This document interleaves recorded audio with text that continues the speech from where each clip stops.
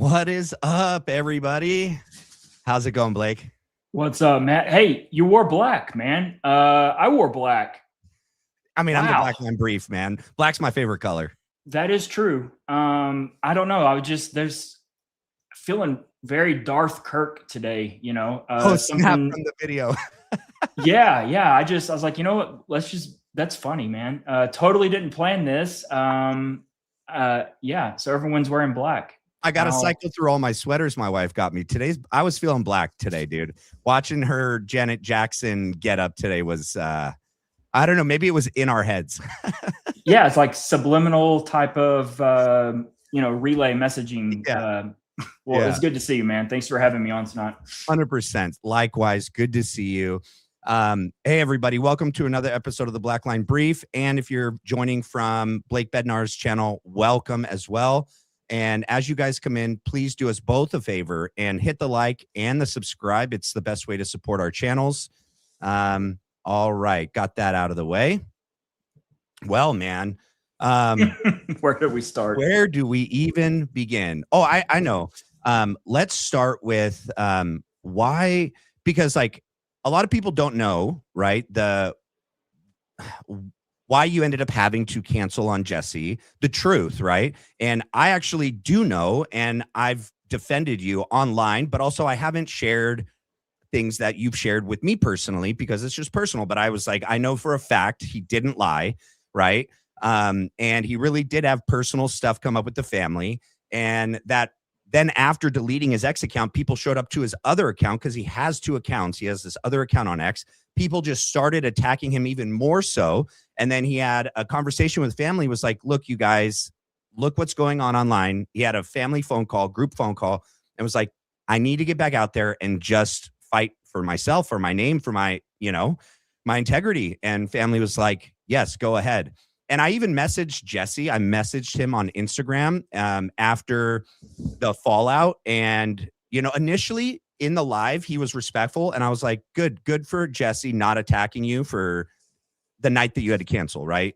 At the beginning of the live, he was respectful. But then the very next video, he thrashed you. And I was like, look, Jess, Blake didn't lie, and if you want to debate, let's debate. He hasn't responded, and he, it's just nuts. But why did you leave? Why did you come back? Yeah. So basically the day of the show that Jesse and I were supposed to have, I think, was it a Monday? I want to say it was a Monday. It was. Okay. Literally, I get pulled in to my family's, like, there is multiple of them all like in this intervention room. Kind of thing. Like it felt like an intervention, but I'm like, what the hell are y'all doing? And basically they're like, look, we're tired of this. Yeah. Like, we're tired of people like coming up to us at this place, that place. My dad's like, at the golf course. I'm hearing about it on the golf. And he's like, I'm sick and tired of it. I'm sick. I am sick and tired of people talking to me about you and this whole Charlie Kirk thing. Right. And I'm like, damn. I mean, it really kind of hit me out of left field because number one, I had no clue when I was beginning this journey back on September the 10th that I was going to face any sort of the lunatics that I have run across just in this online Twitter sphere. Okay. Yeah. Like, I had no clue. Yeah. If I would have known what I was about to get involved with on September the 10th. Yeah. And I was able to look into a crystal ball, I would have absolutely stayed as far away from this thing as I possibly could. For sure. Like, I don't need it. Like, I had no clue. Of course, hindsight is always 20/20. Yeah. And one thing led to another, that led to another, that a discovery led to another discovery, that led to a new video, that led to another new video. Right. Like all of this stuff plays out on a day-by-day timeline. It's not just something that's like snap, you just signed up for this all at one moment. Right. It's not like that at all. No. You have to be fairly introspective and also kind of understand that Yeah. have like a level of discernment to identify that at least. Yeah. It's not like a boom. So essentially they're like, we're tired of it. And we're done with you. Like, you're done with this, or you're going to be done with us, type of thing. And you guys all work together, right? So it's not just like family. It's like you guys work together too. Yeah. I mean, they're like, are we going to have some crazy pop in here at the office? I mean, Right. and I'm like, I can't answer that. I know. I don't know. I mean, How crazy people are online. Right. And they know about all the Jason Goodman stuff. They know about just everything that I have faced over the probably since October, really is when it fired up real heavily. Yeah. And they're like, we're tired of it. Like, we're tired of maybe getting a box or a package with your name on it here at the office. And we're like trying to, like, do we open it? Right. do we accept it? Like, do we come find you and ask you? I mean, genuine questions. Yeah. That they're scared. Yeah. And they basically said, you're done. Yeah. And I said, okay. Yep. I sat right there. I deactivated my Twitter account. For anyone that doesn't know, it's literally just like 2 little touches and it deactivates. And I had another one of my accounts that I started up in 2013. It's been just laying dormant. And I was like, all right, I'll just chill here. Yeah. Okay. This was the day that Candace broke the news of essentially the folding AR. She was beginning to lay that groundwork out. Okay. So I text a message. This is literally 30 minutes before Jesse and I are supposed to go on. Right. And I'm like, oh my God, like, this is not good. Texted him, sent him. I even recorded a little snippet of the little intervention I had where my dad's basically raking me over the coals. Yep. And I was like, dude, I have to cancel. I'm sorry. And was very understanding. So go to bed that night, wake up the next day, and by lunchtime, all of the lunatics have followed me over because now everyone wants to know where the hell Blake went. Yep. Blake just can't leave. Nope. So I've got all of these lunatics following me over to my other page, including Jason Goodman, who goes postal on me. But here's the catch. Jason Goodman goes postal on me, and I have absolutely nothing to defend myself with. What do I defend myself with? I defend myself with his own words and his own videos to show that he is actually the one that manipulated evidence. Which is in your other account, right? Which is on my other account that I deactivated. Yes. And I'm like, I can't win for losing. Like leave me alone. Yeah. Like, leave me alone. For real. Leave me alone. Yeah. Yeah. But that doesn't work with this level of crazy. No. It doesn't. And people are like, oh, somebody got to him here. Somebody got to him there. And I'm like trying to shoot word to everyone, making a post like, hey, this has nothing to do with anything other than like my family is tired of being approached around town or when they travel like that. Oh, you're Blake's parents or you're Blake's sister, you're Blake's friend. Like they're tired of it. Yep. I mean, this stuff is very well known. Okay. Well, and West Texas is like a small, I mean, it's bigger than it used to be, right? But I mean, it's still like, big, but it's still I mean, everyone knows everyone. Yeah. Can you imagine like for people watching and listening, like your family's getting bombarded at the supermarket, the gas station, church, the golf course, wherever they are, picking kids up, dropping them off. And people are approaching you about your brother or your son and attacking you for something your brother or your son, a family member is doing. And or just wanting to talk about it in general. And they're like, I mean, they're not at the same level of vigor and zest that I am. Yeah. And that's fine. They haven't had near the experience that I have. So I wouldn't expect for them to have the same zest and rigor that I have for this. Right. So, so point blank, I said, okay. And by noon, Jason Goodman's back. All of these other clowns are back. And literally, I am faced with a conundrum. And I screenshotted everything that now is happening on my old new account.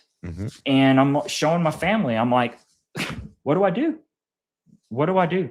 You know, I mean, I can't, not only do I not have anything to not defend myself with on throwing, you know, videos back, but I was like, this is just doubly bad because I've now told Jesse can't do this debate, this video, you know, and it was going to be great. We were going to go into Candace stuff. We were going to go into just the minute by minute happenings there on campus, all of it. And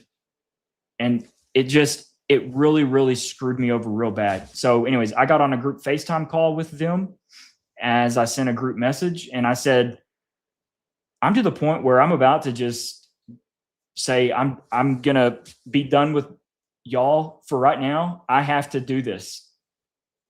And yeah, it was because there was no letting up.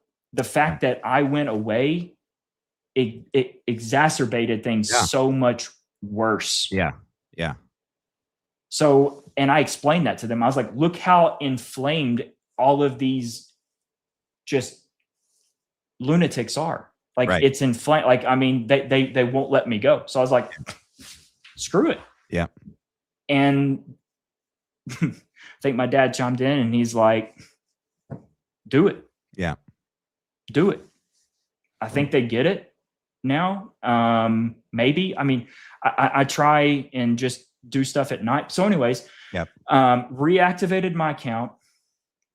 So the next day, you, me, John, and Zach, we're all scheduled to do that live. Yeah. And that was three something weeks in the making. We had been talking about that for a while, and it just took a while to get it laid out. And, you know, by that it was time, already scheduled. And like, I mean, it's not like we just, we're like, hey guys, are y'all doing anything tonight? I mean, and I told Jesse that. I messaged him that it's not like you canceled on him and then just turned around and scheduled a new live. It's like this was scheduled, but then after you canceled, the only real reason why you canceled with him is because it happened 30 minutes before. It happened right there on Monday. Literally, it was awful timing. The 48 hours after that is when everything you just laid out happened, which then you got the approval from your dad and your family to go back online. And because I even texted you during Monday and Tuesday, you said, I don't think I can make it. Right. You were like, nah, it's not. I don't know. I don't think I'm going to be able to make it, you know, and then everything that ended up happening. Then I confirmed that day, Wednesday, like literally hours before, and you had gotten the conversation with your family done. And you're like, I can make it. And so it's not like you canceled and did this despite him, like intentionally, and then just turned around and scheduled a live and just hopped on and I told him that, but he didn't want to hear it. So yeah, and that's where I was real surprised last night because I'm trying to make it right, make good on it, you know. I think I would genuinely hand him the ass whooping of his life on a YouTube debate with this thing. I genuinely do. No, I agree. And so it broke my heart that everything happened the way it did. And my family understands that because I sent everyone all the little clippings that went down last night with Jesse and Jordan and Kelly. And I'm like, you know, I was like, it wouldn't be so bad if Jesse didn't have so many followers. Yeah. You know, I mean, I don't really worry about Jordan and Kelly, but like, I mean, no offense to them. They're just, they're like a fraction of what Jesse is, you know? And so Jesse's got all these followers. And, I mean, I look at it as I'm bringing the truth and the light to his channel. Correct. Yeah. Because I have it in my mind after just watching his slop that he's got a lot of people just dumbfunkled. And that's even one of Barron's critiques. So like, even though Barron had him on his live, And I was critical of Barron that I feel that he should have said more, and he should say more about it, but whatever, he's his own man, and he's kind of a peacemaker, whatever. But that one of his early critiques of Jesse and the fake death theory is that it takes so many people down a black hole, and it makes people apathetic to the Charlie Kirk assassination investigation. It makes people go, oh, he's alive, oh, screw it, I'm done then, right? And it seeks to exonerate Erica Kirk, Brian Harple, and everyone there, and so it's a brilliant strategy if you are a diabolical son of a bitch. Yep. And that's always been my critique with this. It's not like a personal attack on anyone. It's that what this theory does. That's my issue in that. And knowingly too, and we'll get into it. And you guys I see some of the super chats. Yes. Okay. Like, we're laying this out first. It's the setup before the show. Okay. But that a lot of the things that they say as part of their evidence to support their theory, they know it's just not true. They know it's not true. Like, and you've shown things like the thing hanging out of the shirt. It's his necklace chain. It's not a tube. Okay. He's not wearing a fat suit. He's not wearing a full face prosthetic. Okay. There's so many of these little things that they lean on as like evidence and proof, but those things, if they just would have done due diligence and done research, they could have seen other previous videos and photos where he's engaging in the tick, and it looks just the same. His lip does that fold. He has a small upper lip. He has big gums and small teeth. And when he does this, when he was squinting because the sun was shining and he squints, it folds this little part of his lip. You know what's funny, Matt, is Erica's lip does that too. Oh, really? Yeah. I'll show you all here in a little bit. One of her crazy looks today. Yeah. Screenshotted. You can see the same thing that there is. I mean, it looks very similar to what Jordan honed in on with that photograph. Yeah. So All anyways, so we have the debate scheduled, or not, we didn't have a debate. We just had a discussion. Right. He didn't want to debate because he wasn't going to change his mind. He said that. Well, I genuinely think that he got a call that was, leave Bednar's alone. Do not platform him whatsoever. Don't bring him to your, I don't even know how many follower, 250,000, 500,000. I don't know. Yeah. It's a lot. It's over 100,000. Yeah, it's massive. Do not platform this guy whatsoever. Yeah. And I think it's very evident that, I mean, for him to just be like, no, you canceled, you lied. I mean, right. It's like, that's not the dude that I talked to. Right. The dude that was cool, unless he's just trying to be hard and stiff in front of all of his people. Like, he's got, I don't know, some sort of like YouTube cred to keep up with. Right. I mean, like, I don't get it. I mean, look at the guy. I mean, I don't understand it, but to me, I mean, what does he think? Like, you had your dad fake act the intervention because you shared that audio with him, right? I did. I shot him freaking not known recording. So what? Of my, you put your dad up to it? Yeah, like what? My dad being like, dude, you're a fucking embarrassment, dude. Yeah. Like stop. Yeah. I sent this to Jesse, but it's not good enough for Jesse. Yeah. I mean, but if you listen to Jesse and watch Jesse, this won't surprise you because he's not that high IQ. I mean, he got confused last night on Dan Patrick, right? Yeah. Like our lieutenant governor, thinking that our lieutenant governor was an ESPN analyst or something. Like, no, it's not the same Dan Patrick, you know? Yeah. So anyways, I wished it was different. I wished he would have me on because I genuinely think he and I would have a really, really explosive show. Yeah, I think it would have been good. Yeah, but at the end of the day, I understand it if whoever I think people that think the squib theory are, I think they're involved in something much bigger because there's no way that you can be that just innocently stupid. Right. Like it's a bigger picture. There's something bigger going on. Yeah, and this is the only way that you're able to land the aircraft that's on fire is to go with the squib because the bus has run off the tracks or the road. I mean, and it's bad. it's bad news bears. Yep. So you have to have this squib theory that basically numbs everyone to a point where there's no, yeah, absolutely. Yeah. And just hope for the best. Mm-hmm. So anyways, I wished we could, but obviously we're not. So that's why we're doing this, because this is our opportunity and Blake's opportunity to put. Yeah, guess what? We can talk and let other people listen to us and watch us just as easy as they can. Yep. So let's do 100%. All right. Do you have your videos? Where do you want to start? Photos? Let's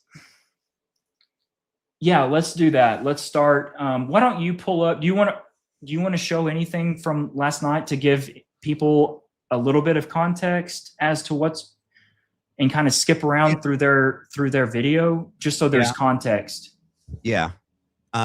So let me hop over here. Let me start at, I have like 4 pages of notes. 4952. 49. We'll start right here just to make sure I got it right. All of them share the same objective, which is to kill.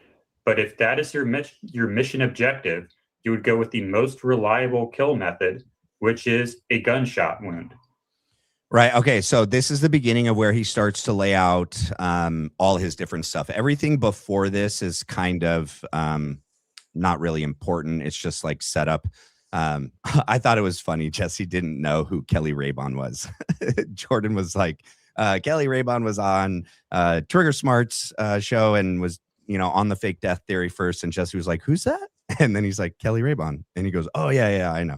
But so not always are you going to go with a gunshot. Like think of Mossad in Philly when they, use the pagers. Just because Jordan says this and he states it as a fact doesn't make it a fact. Okay. Just because a bullet in Jordan's mind is the, best way to take out a subject doesn't mean that is the best way, because if you're wanting to send a message, you're also wanting to convolute the, investigation after the fact. You're, multiple entities are working together. You also want to set someone up that is the patsy, and you don't want a variable like someone on a roof with with a rifle with a live round. You would do something like this. And, no one has ever seen anything except for the exploding pagers similar to this. This is like the first time we've seen something to this, specificity and complexity, like what we saw at UVU. And so I would argue, Matt, I would argue and submit that this is the second time. This is just the first time that people that are Americans that have a First Amendment styled kind of mentality have spoken out about it and against it. And this is the second. The first time is Shinzo Abe, who was the prime minister of Japan. He was assassinated, I believe, with the same technology. You showed that. I remember now. You showed a video, right? You did a breakdown on X of that. Yeah, it's got like few million views. I'm like, hey, people of Japan, hit me up. Like, I know there's somebody, one of y'all, that's got better video. Yeah, because y'all have all the best phones. I mean, like, I know someone's got a good phone video of this. Like, hit me up. Like, let's look at this. Like, I mean, we can translate. I mean, that's what's so great about living today's in today's 2025, 2026 is we can translate on the fly. Yeah. I would love to get more just kind of video on that other than what's on YouTube, because that makes 0 sense. I agree. 0 sense. Yeah. It's even worse than this. Yeah, I agree. And can you imagine what insights and revelations we could pull out if we had better video of that and compare it to what we saw happen to Charlie? You know what I mean? Real quick, there's let me get to a couple supers before we get going, because once we get going, we're not going to stop until, like, we'll periodically stop, but a couple people said some things I just want to get out of the way. Here we go. We got Sonia Moore. Thanks for coming back, Blake. Matt, you are amazing. Blackline crew is the best. Thank you, Sonia. Jim Bear, Matt and Blake, we appreciate all your guys' work. Thank you for seeking the truth, justice for Charlie. Yes. Thank you. And we got, I think Mystic is a new member of your channel. And then I think these as well. Dog and Cat Parent became a new member. It's hard for me to know which one, because I think both up here. Well, I think so too. Yeah. I think she became a new member for both because it says new member, new member. So welcome to the team, Dog and Cat Parent. And then we got Sweet Sassy T Boys. Let's talk about Erica and the weekend's occurrence, please. There's therapists for this stuff. Yeah, I appreciate that. We're actually not even going to be talking about the White House correspondent meeting. Enough people have already broke that down. Tonight's video is to really share our version of what we think happened at UVU because Blake didn't get the opportunity to do the conversation with Jesse, and he chose to have them on and put their theory out there. So this is ours. This is our counter.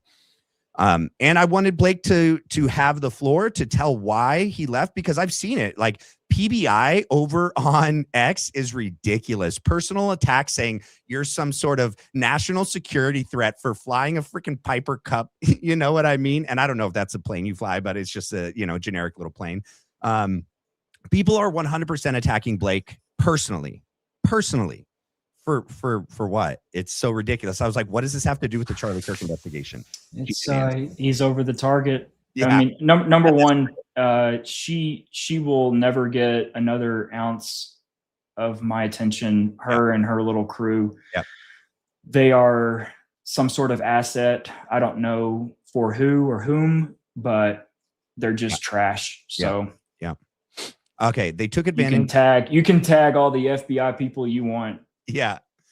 Go for it. Yeah. They took advantage of you leaving to twist it into you somehow being busted doing this for that. Felt bad for you. Welcome back. That was for you, Blake. Yeah. Thank you. I agree, Jed. Next we got who do you think is the mastermind? We're gonna lay that out tonight. And then we got Jed. Sorry about all the typos. I'm paralyzed. It's okay, Jed. You don't have to apologize. And then we got two more. This is it. Blake, wow. Nobody really knew what was going on behind the scenes. Much respect for shedding light on all of this. We appreciate you coming on the Black Line Brief from the mods. Cool. Thank you, Jim Bear. And then last one is just a super thanks from Super Fortnite Kid. Hopefully you're not a kid, though. All right. Are you ready? You want me to pull your stuff up? Yes. Because Jordan's portion is very long-winded, and we can go through it throughout the. My bullet points would do a better job than us listening to him do his whole thing, but we can jump back and forth. You want me to pull yours up? Yeah. So just why don't you jump to your? Let's go through a couple of bullet points, and then I'll just rebut on just what I've got ready. I think that'll be easiest if you can, or start. Yep. So already started talking about the most reliable means of killing. He's saying a gunshot is the most reliable means of killing someone. And like you said, that's not necessarily true, but he states it as a fact, right? And let me ask you, Matt, do you have an opinion on, because this was something that was real hot and heavy. It's essentially the one little dividing part between myself and John Bray is that John believes that there was a gunshot fired, which is what triggered the event. Yeah. And I don't. Yeah. And so, like, are you kind of still in the middle somewhere, or?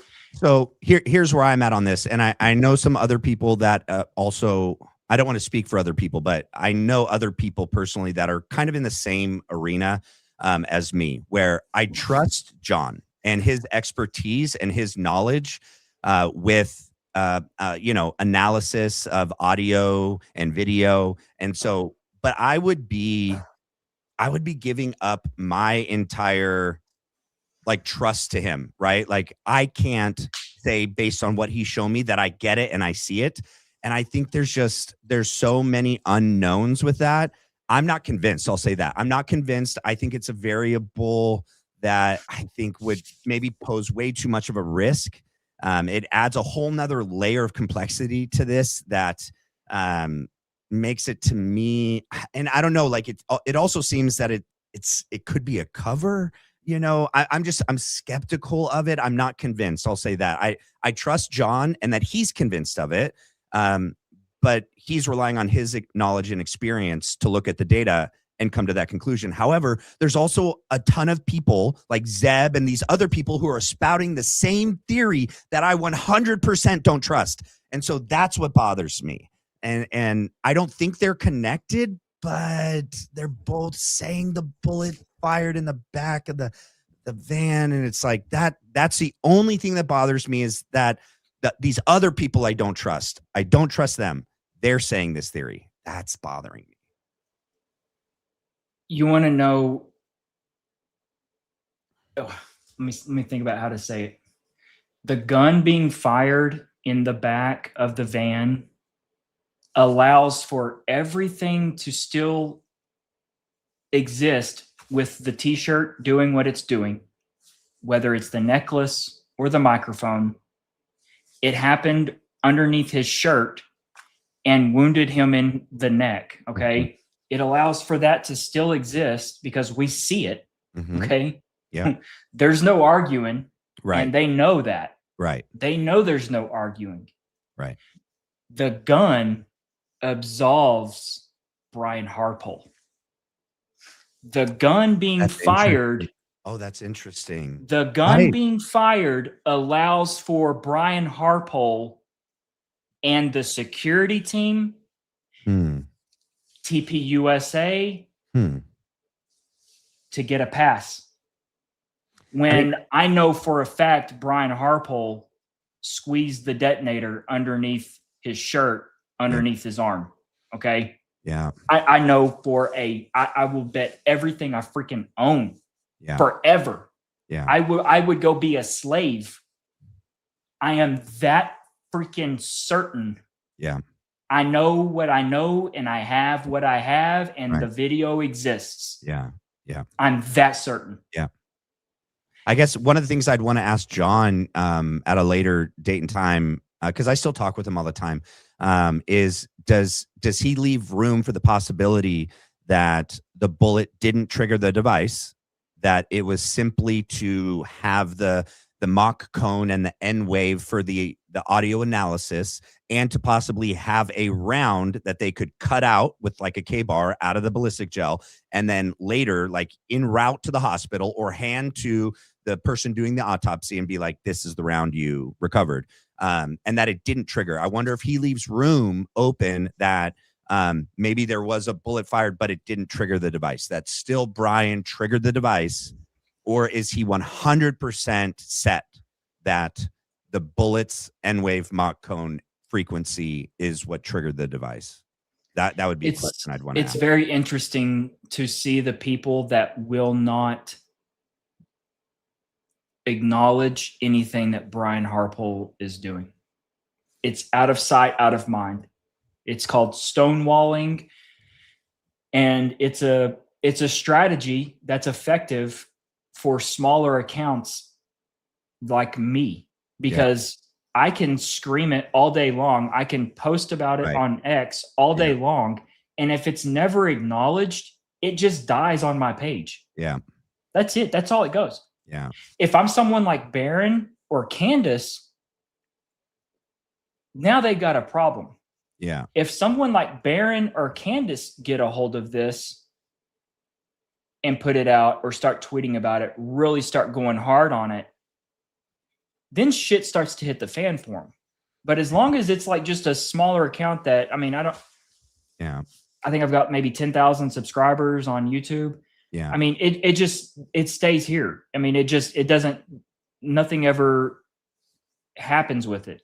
Okay. Yeah. And that's why you're literally, like, when you're a smaller account, you're fighting this multi-front war. Not only are you trying to go after the real people that did this, or who did this to Charlie, and then you're also, it's a psyop. I mean, there's multiple psyops happening. There's multiple things happening right here in front of our face. Yeah. And you've got to battle those people. And then you have to battle the lunatics, Yeah. you know, the PBIs and the Goodmans and all of that. And like, I mean, it is exhausting.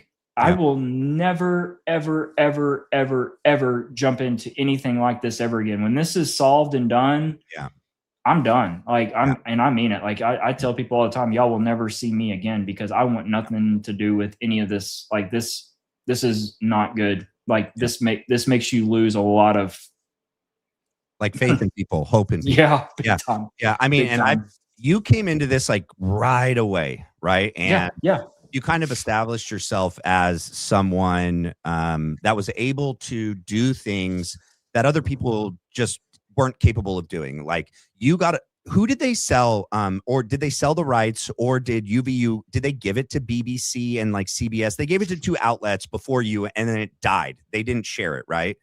The UVU review? Yeah. Oh no, they gave it to every major network. Everyone. And they never showed the full video. They showed maybe and it died. They just yeah.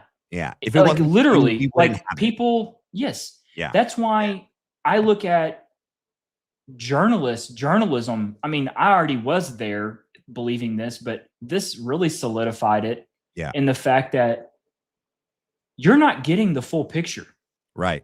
People are not getting the full picture. They're getting little sound bites and clips here and there. And it is not.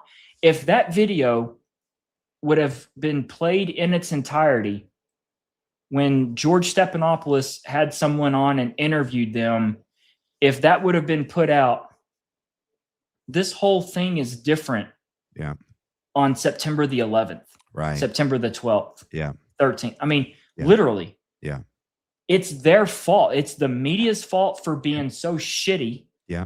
And shady. And then literally I look at the way I was treated for it. I'm like, it's not even ironic, doesn't even really do justice to describe.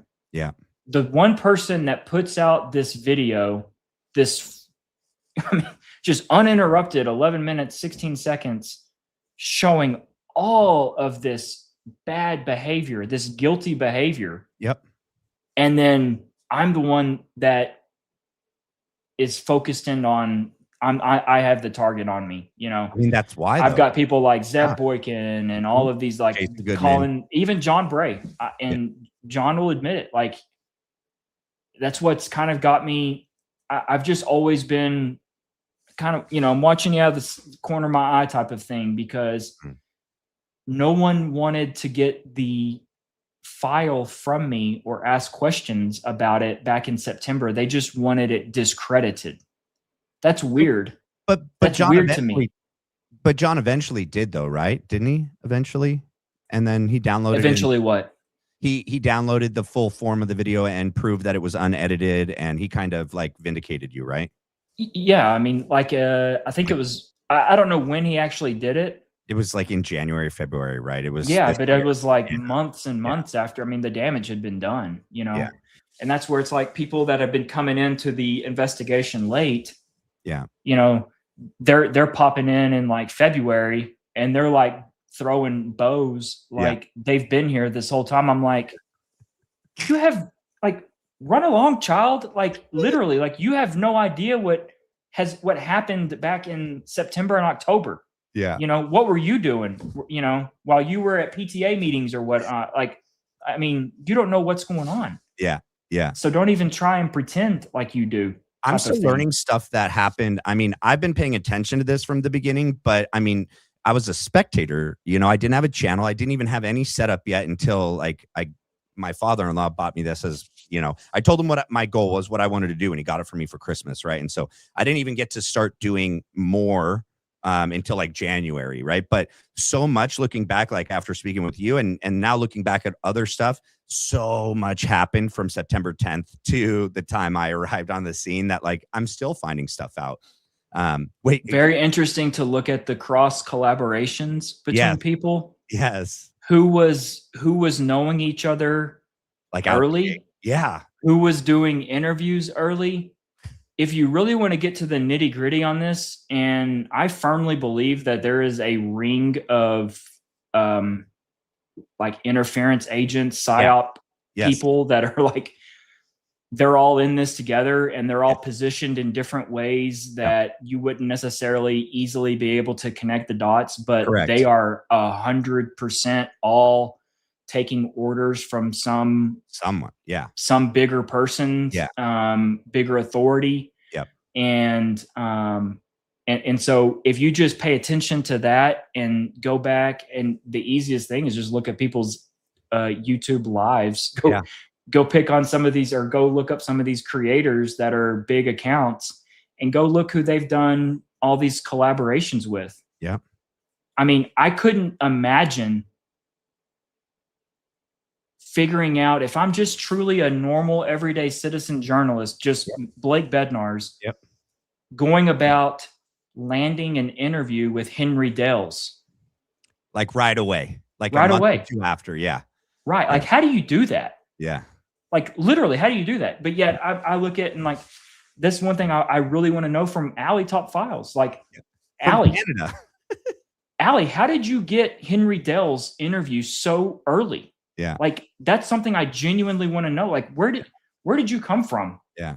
You know, like, I'm an open book on all of my stuff. Yeah. As long as it doesn't put any kids in jeopardy, like with their future, their school, all of that. Yeah.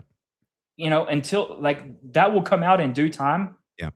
But let's face it, it's still super ripe in this investigation, Matt. Yeah. Has Tyler Robinson even entered a plea yet? No.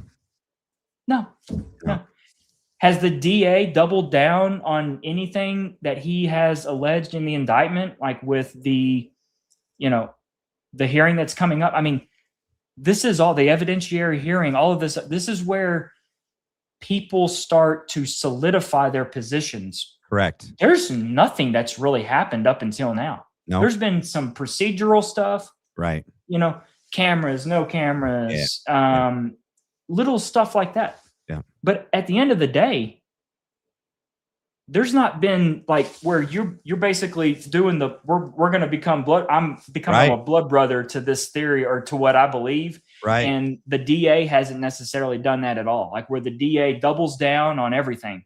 Right. That's what a lot of people are waiting on, is we want to see Jeff Gray double down, triple down, stamp that with your badge, with the oath that you swore to the Constitution, all of that. I mean, everything that a district attorney, that a federal prosecutor, someone that speaks for the people, that tries cases on behalf of the people.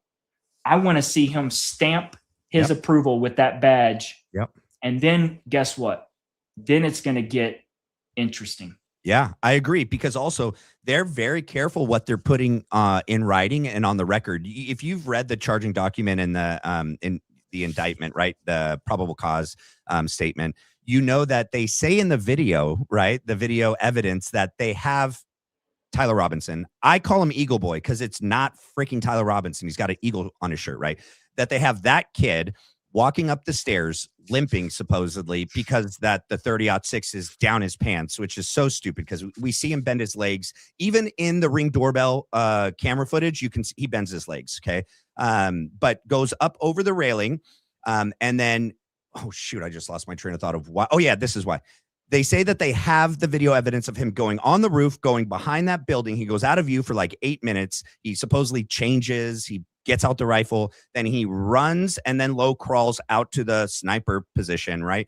And then they don't say in writing that they have him taking the shot.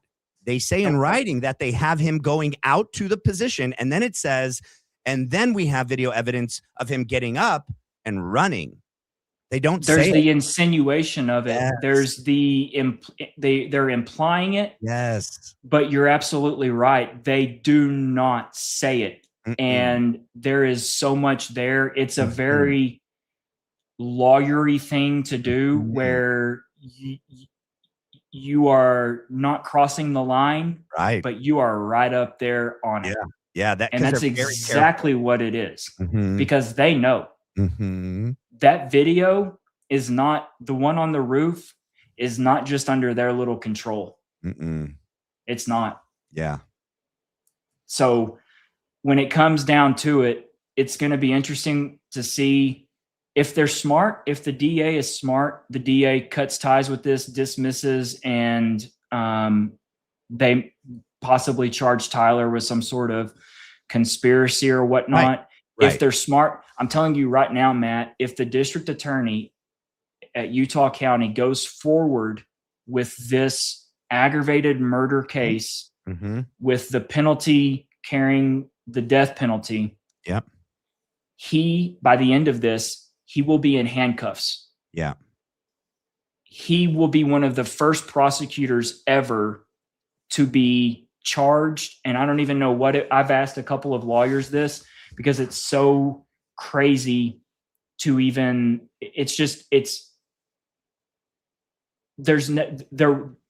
the video's out. Like there's proof that what they're saying this kid did not, that it's exonerating. I mean, literally it's, and they're still pushing forward with it. Yeah. I'm sorry. Prosecutorial immunity does not cover this type of egregious, just intentional misrepresentation. negligence. Yeah. And misrepresenting what actually happened that day so that they could push their theory. It's and deliberate. Railroad this kid. Deliberate. 100%. And that's why, I mean, he just has to know that if he goes forward with this, the videos are coming out, and it's not just me and other people that I mean, like there's multiple people that are going to be putting out these videos that show this, that the kid that they're saying is Tyler wasn't even up to the edge of the roof, making it an absolute impossible shot. Like there's a space there. Yeah. And it makes sense. He couldn't afford to be seen, because what if someone not involved in this sees him and they start recording, right? And we're talking just a matter of seconds. He was just there for like 60 seconds, where he runs up and hides. So he just gets up there to the edge and then takes off. So when that video comes out, and another video where you can see there's other people, like this is what's crazy, is like people started to get their sixth sense kind of going off early on, that something's not up and up. Yeah. Like maybe I don't need to talk to the Utah County sheriff. Like maybe I don't need to do, like maybe like this, maybe I don't need to kind of have my name known. If that I was there and I have video. Well, because I don't trust what's happening here. Like this doesn't look right. This doesn't feel right. This is not right. And correct. They kept their mouth shut. Yeah. And out of like, there was like 3,500 or something. I don't know the exact number of witnesses that were there that day, but Brandy and Billy did an interview with this one really weird, unstable dude at like the very first hearing. And he's like a witness, and they like start this, like he started, or he's part of this like Charlie Kirk assassination, like witness support group. And then you have Frank Turek going back to UVU the night before his event, and then the next day. And one of their goals is to get people, they publicized 4 witnesses that were there that day to come back. So out of the 3,000 and something people that were there, like less than 100 actually came forward to give their testimony and help at all. Most other people like stayed away from it, and they have deliberately put people out there. And Frank has assisted in this, in trying to get people that hadn't yet come forward to get them to come forward and change their story, or to shake down. Yeah. It's super interesting. I just want to say it's like, hey, if you're Erica or someone, Andrew, I mean, you send in Frank because Frank's disposable, right?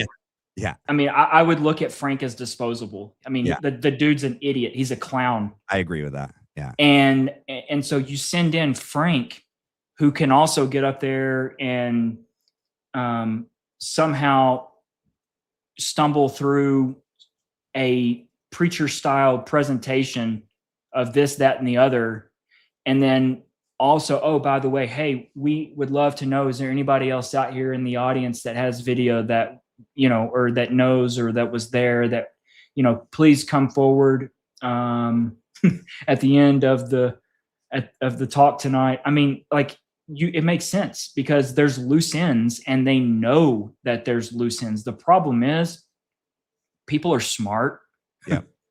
And they see right through their bullshit. Yeah. And they don't want anywhere near anybody that's involved with TPUSA. Yeah. Period. So, I mean, good luck, but they are right on one thing, Matt. What? That there are loose ends. Yes. Yes. And they're screwed.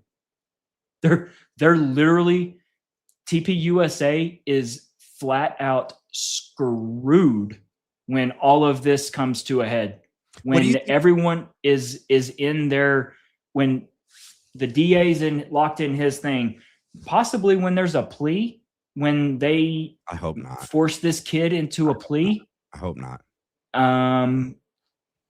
It's things are going to come out. And that's what's probably so alarming for them is they don't know what video exists.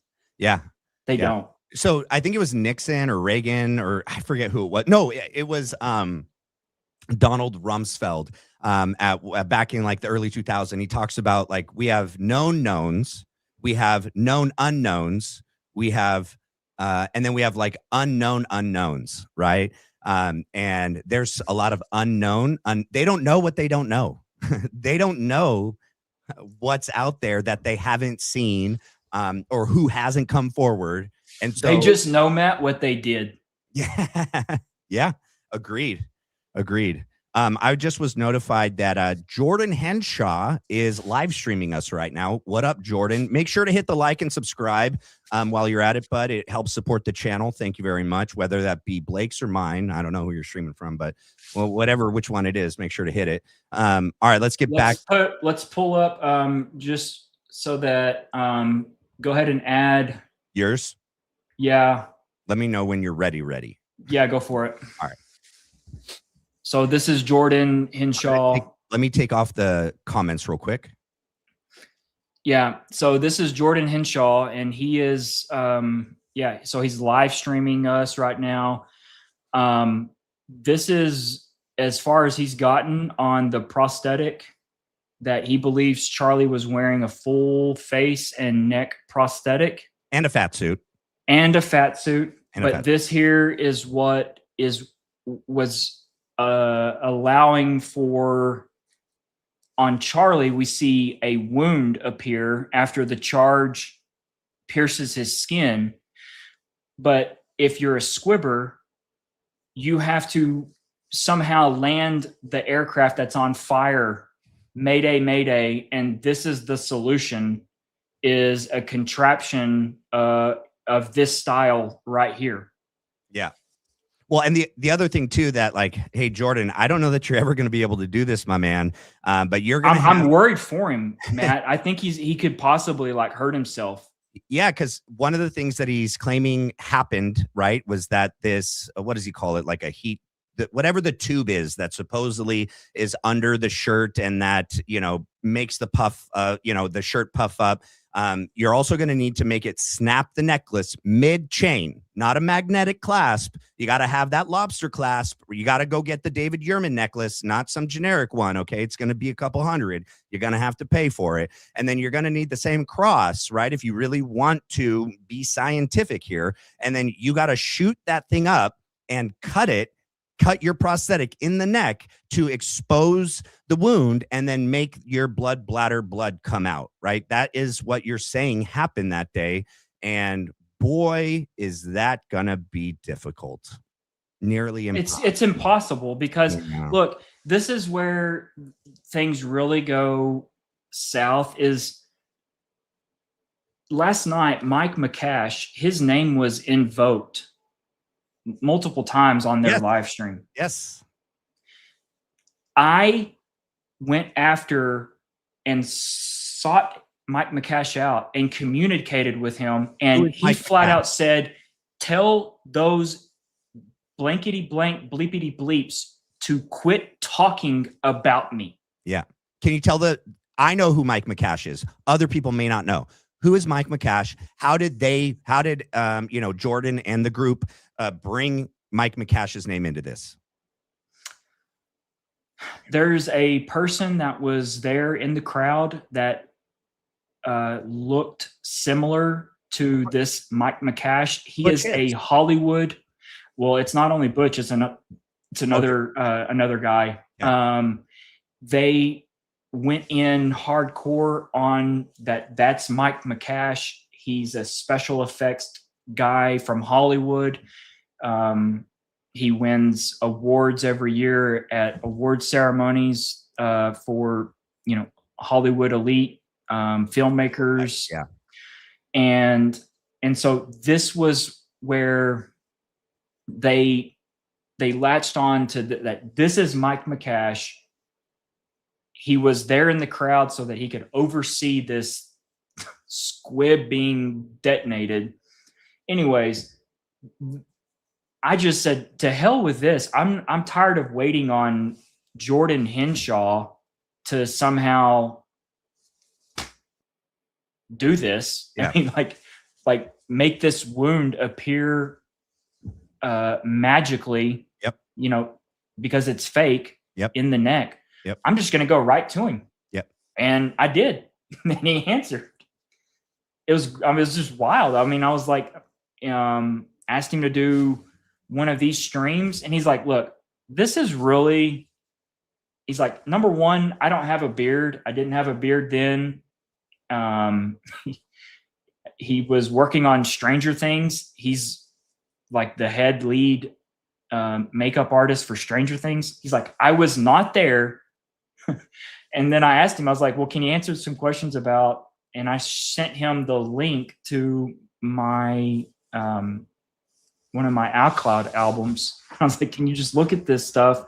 And I asked him, can you tell me what's missing for this to be a squib? Like, what's missing? He said, everything. Okay. He said, everything. He said, I would never do it with 360-degree access. He's like, you've got a guy walking up. He's wearing a white t-shirt. He's in like tight-fitting pants, shirt. Like, he's like, he goes right in and sits down at the chair. Everything is missing for this to be a squib. Everything. Yeah. But see, because we as the public, or the public might not know, because they just have this thing of Hollywood special effects. They're like, oh, well, it must be possible. It must be possible. I see it on screen. Right. And they have no clue that there's been like 5 hours of prep going into this. They've got green screen back here. They've got tubes running all back here so that it's hidden. Yep. The camera in a movie or TV show is only showing what the camera wants you to see as an audience. Yep. It's not a live thing. Yeah, dude. And he's like, literally everything. Yep. Everything. Jordan yesterday said that, so he once again states that this was Hollywood special effects, right? And that this is different though, because, and he mentions the same difficulties that you just mentioned with Hollywood, right? You can cut a scene, you can edit. So he says this is arena or live theater, right?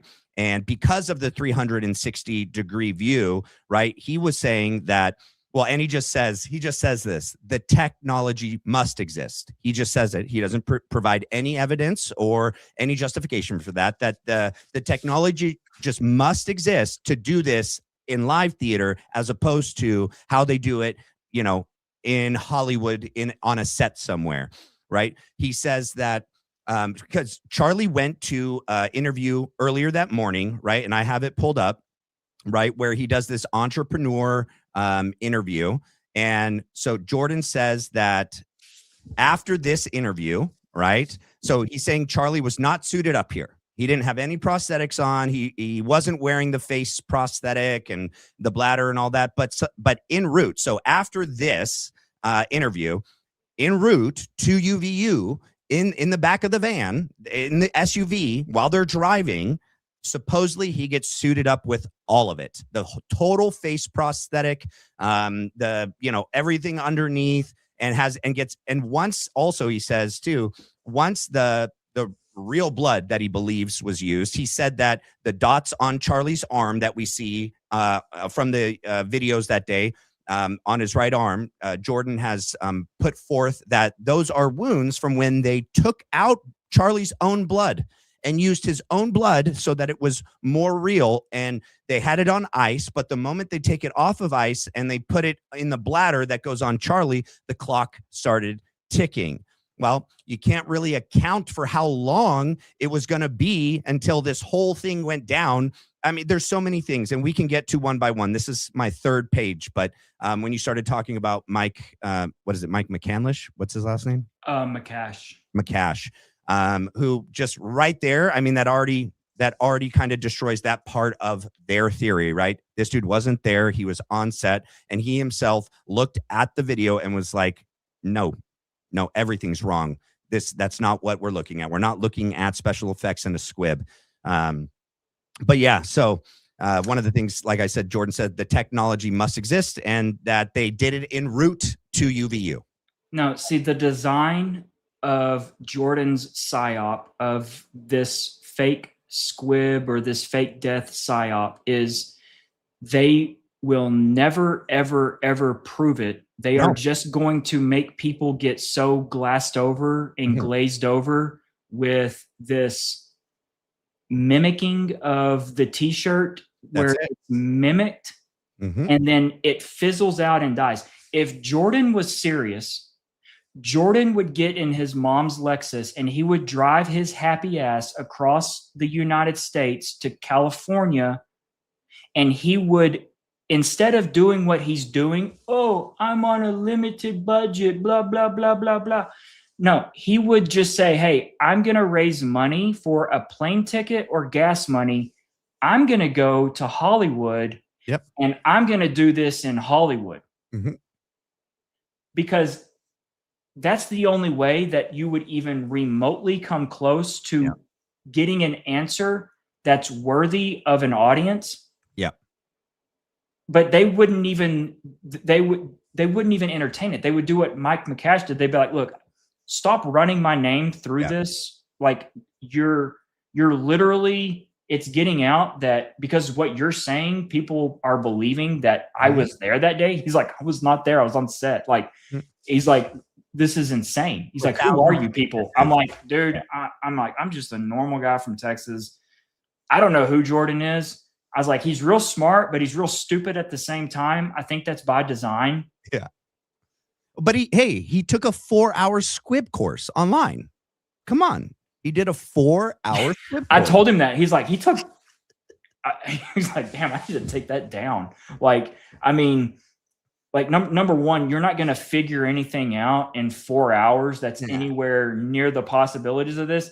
It's just enough if you are a bad actor or some sort of disinformation agent, some psyop person, you're learning just enough to be dangerous with, to where you will lead people down the dark path of your craziness. Never land. Never land. Never arrive anywhere at anything. Absolutely. And so, I mean, and it wasn't just Mike McCash. I mean, I have a very high profile client that I have insured in New Mexico. And I even reached out to get contacts through other studios and other productions and things of that nature to have other opinions on this, right?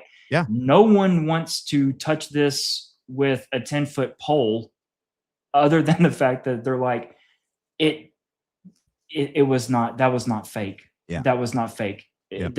I mean, that literally that happened. Yep. That happened. But when he's talking about just everything, I mean, it's what we all know, like broad daylight, 360-degree POV. Yep. Multiple people recording. Yep. Possibly. Yep. Right? Yep. You can't control everyone. Nope. White t-shirt, all of this stuff. I mean, no tubes. Like you literally just see Charlie. The only time someone touches him is Philip Goldsberry putting the microphone on. Yeah. And then he goes and sets his ass down and starts to take on Henry Dell's. Yep. There's no anybody like hooking up stuff, hooking tubes up. It all happened of in the that. car. It happened in the car. That's insane. Yeah.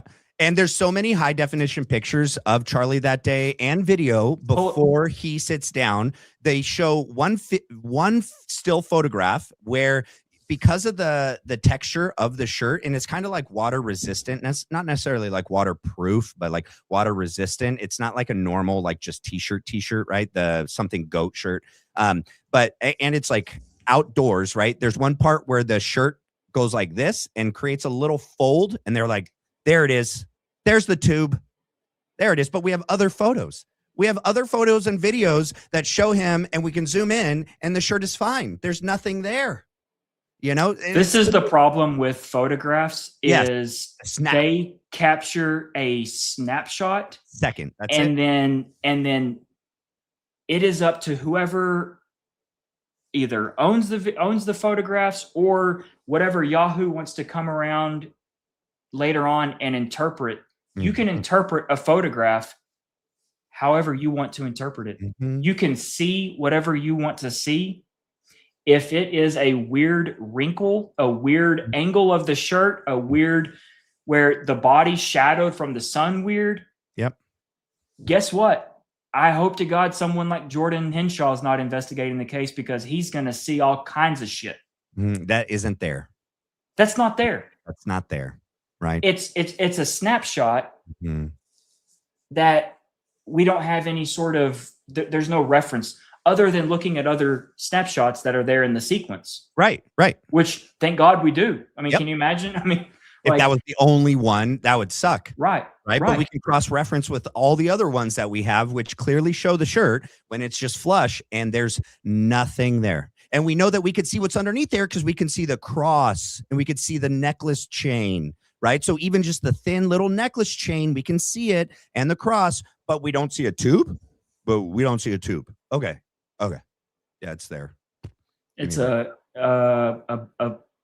fat suit blood bag. I made the comment today on a post. Jordan's gonna have a rude awakening when he turns 30 and metabolism starts to slow down. I mean, dad bod. Come on, you start to get a belly. I mean, yes. Fuck. And Charlie wasn't like a marathon runner, right? He didn't go to the gym like I do and lift weights and do jujitsu, where I'm like working out 2 to 3 hours a day. And even still, I don't have a six pack, and I work out a lot. But Charlie was athletic and he ate healthy. He was active, but he wasn't like lifting weights. Just look at the definition in his arms, his triceps, the lack of definition. He wasn't that kind of fit. And do you have the video? He was on the road all the time. Yes. I mean, he's doing stuff all the time. I mean, how many times out of the year is Charlie on? He's 200 and something days out of a year or more. 320. How many? 320. That's insane, Matt. Like, I mean, you're constantly just going. I mean, there's never, you might get into a hotel gym maybe here or there, but in terms of washboard abs, Charlie gonna be on the cover of Men's Health? No. I mean, like, that's not happening. No. I mean, and Charlie would admit it. He'd be like, no, I'm not. Like, so it's just part of the thing where you've got someone, a fool with a cause. There's nothing more dangerous than a fool with a cause. Yeah. And they're interpreting this, and it's like, what the hell? So this is where people like you and me, Matt, we have to step up. Yeah. And this is literally the equivalent. I mean, hockey's going on right now. This is the equivalent of getting checked into the glass. Yeah. People need to get checked into the glass on stuff, because this is not just going to fly. Do you have that video of Charlie throwing out the hats, and we can actually see his stomach and we can see his body hair underneath, and you can see like Charlie was kind of he didn't have, like I said, like pecs, like muscular pecs. He didn't have a like a muscular stomach. And then right before, you want me to add it to stage? Okay. Here, let me make it bigger so everyone can see. Boom.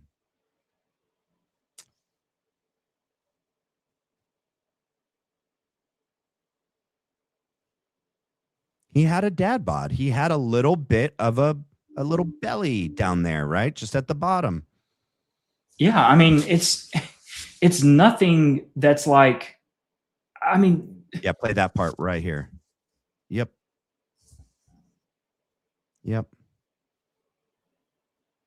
Yep. No fat suit. But that's the problem when you create a theory and then you have to now incorporate more and more and more to make your theory plausible, right? The fat suit wasn't even initially part of the theory. It became part of the theory after you released the video of them carrying him off, where you zoomed in on the UVU review video where they're carrying Charlie off and his shirt gets lifted up and you can see his whole torso. And so they needed to come up with something to explain why we can't see any of the tubing and any of the equipment that's underneath there. Oh, it's in the fat suit. It's hiding under the fat suit.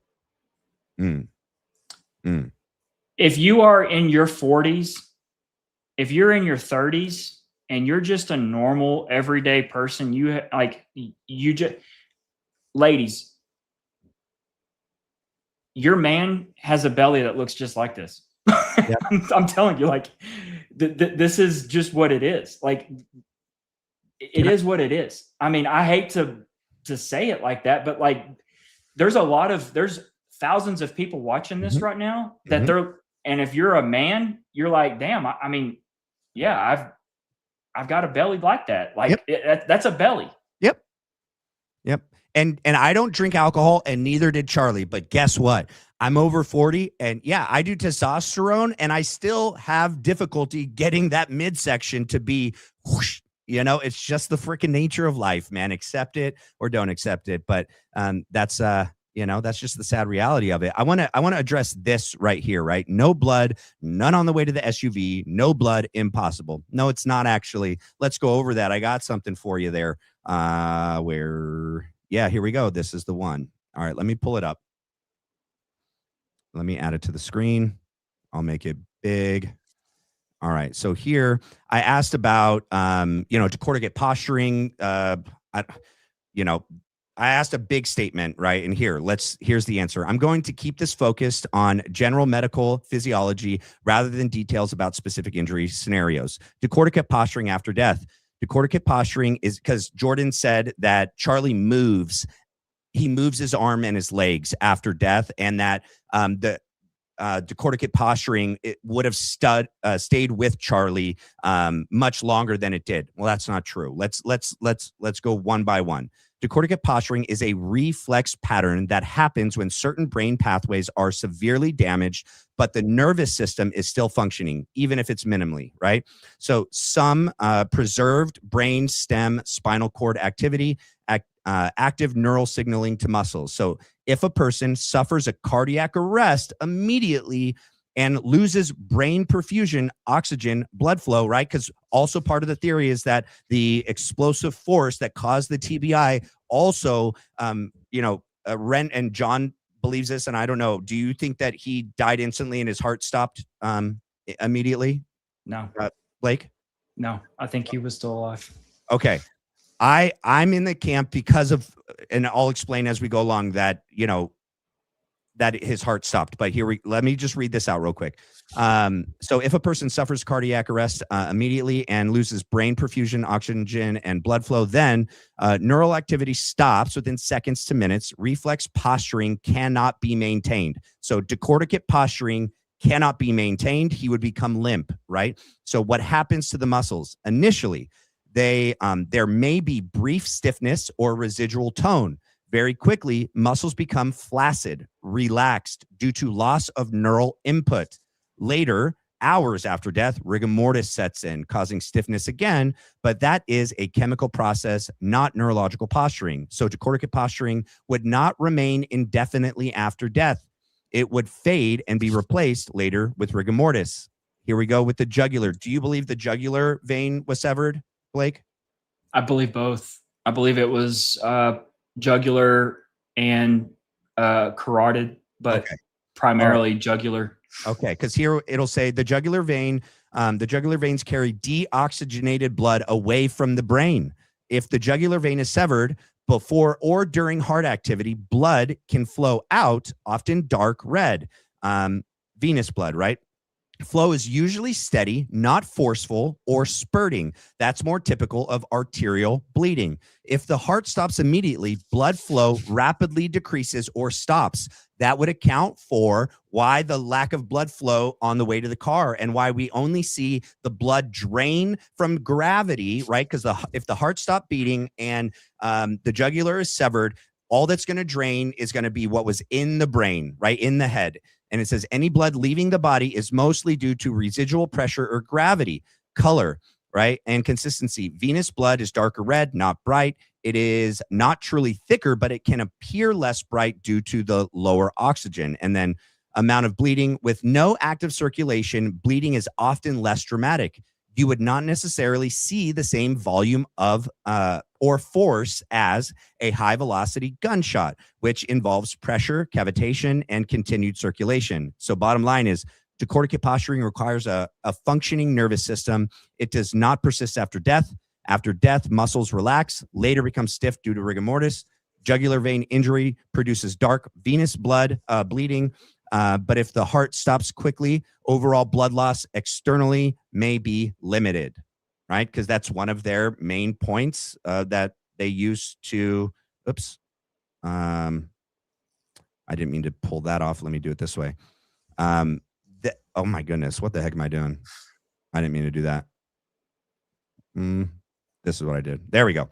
That the lack of blood after Charlie initially, is bleeding out and then falls, and the lack of blood to the car, they're saying is proof of their theory that it was a blood bladder, because you can only load a certain amount of blood in a bladder, and then once it's out, and that there's no more blood. Well, if it's his jugular and it's draining from his blood, and, for me, the heart stopping is also pretty important. Maybe he could have returned a heartbeat later, like maybe, but for me, the lack of heartbeat also, in my opinion, points to it not continually pushing out blood and why we see not a lot of blood on the way to the car. But like I said, me and Blake, we don't have to agree on every little part of this. And so much of this is still an open investigation as, hopefully we find out the freaking autopsy report, the cause of death. But I don't even know if we'll be able to trust it when it comes out. So let me tell you why. Okay. I know that when the SUV left UVU, the doors were shut.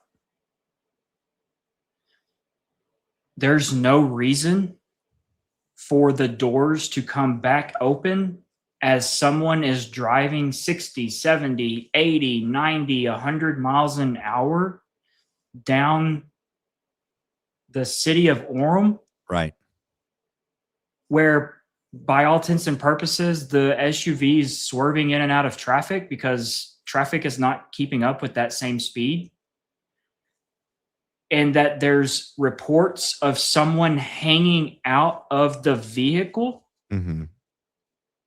That's not because Brian Harpole is working on Charlie's neck and somehow at his feet, hanging out, working out.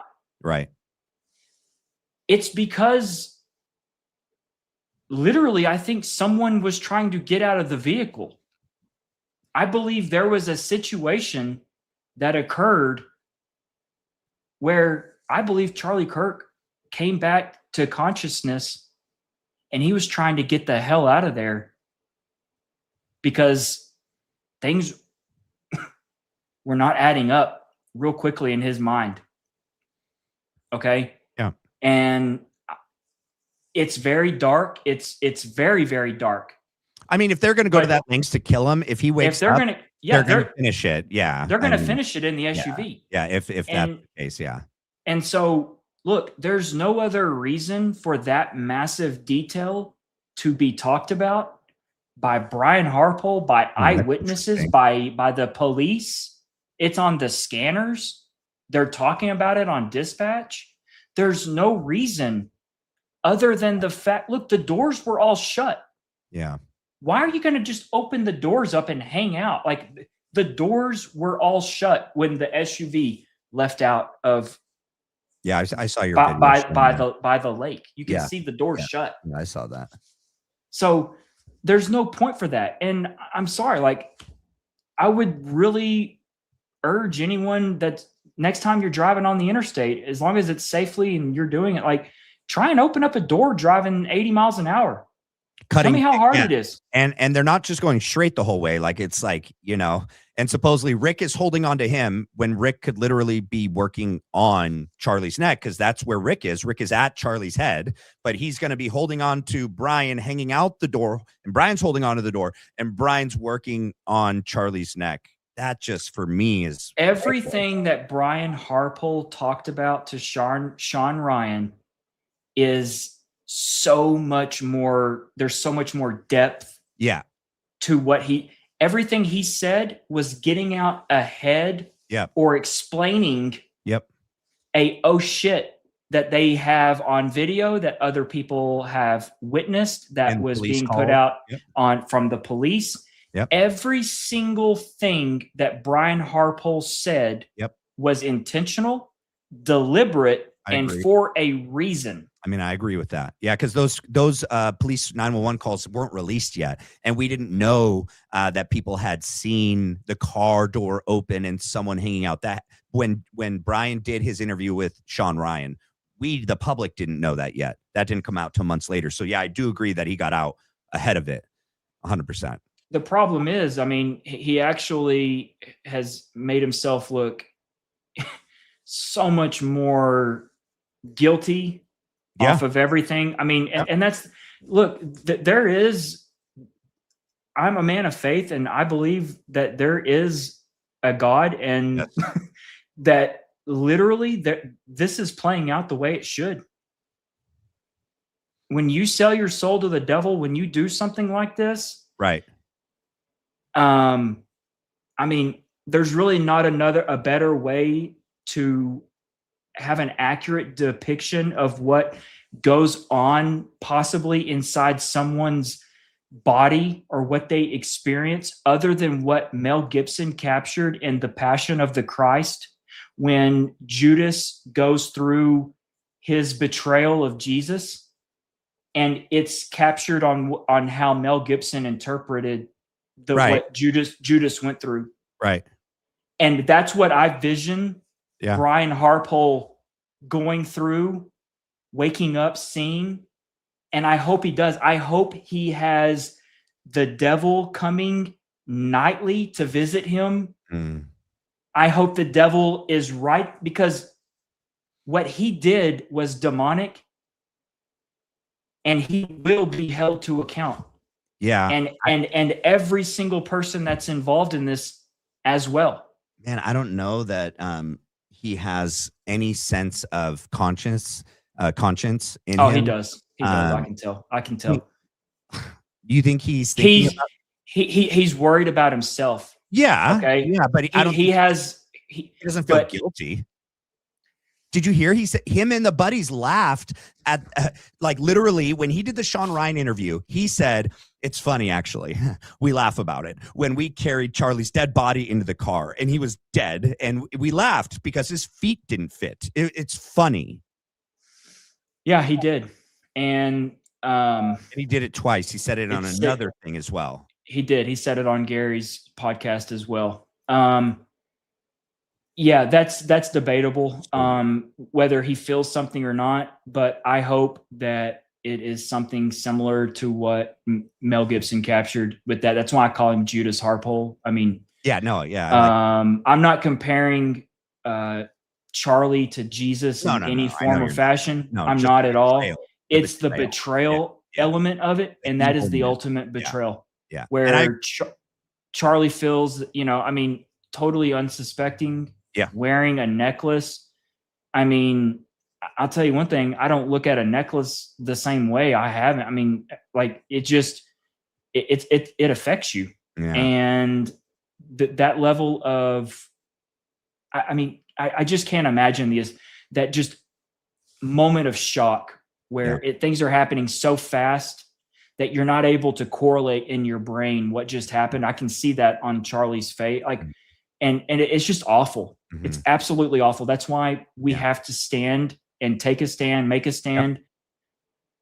It's that serious. This is that serious. Yep. Yeah, I agree. So anyways, back to the SUV.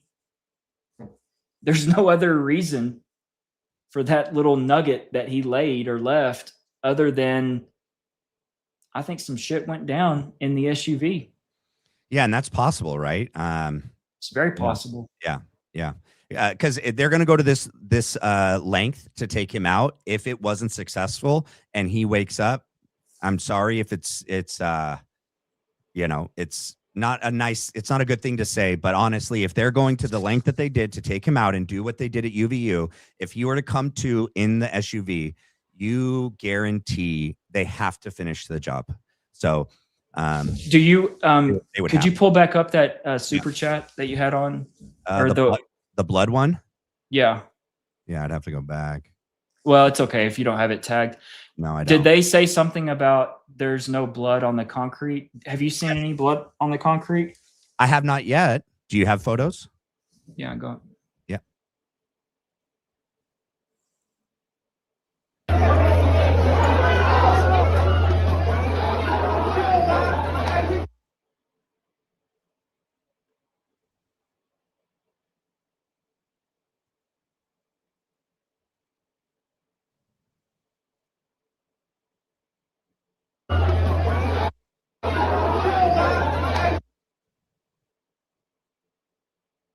Yep. Yep. I have more. Yeah. There's I have so many. I have pictures and videos. Yep. There's blood that's on the concrete. Yep. Yep. That's blood. Yeah, and thank you guys. Like, people at the scene aren't walking around video recording the ground, you know? And so it's going to take people like Blake that can get access and other people if they'll do it, but get access to the videos from the cell phones that day that were recording right after in transport, in Charlie's transport to the car. And then they have to scrub through this whole video one by one and look for the blood on the ground. But people just randomly just said there was no blood. They just said it. And they said it's a fact without doing right here what Blake has done, you know? Yeah, that's blood. I have pictures. I have other video. Yeah. So anyways, I didn't know if you had seen it or not. But yeah, No. like, because that's been one of the big things, like, there was no blood on the concrete when they carried it. Like, no, there is. Like, and that's just one spot, you guys. And if it's dripping there, it's oh, yeah. places as well. Yeah, it goes all the way to the car. Yeah, yeah, yeah.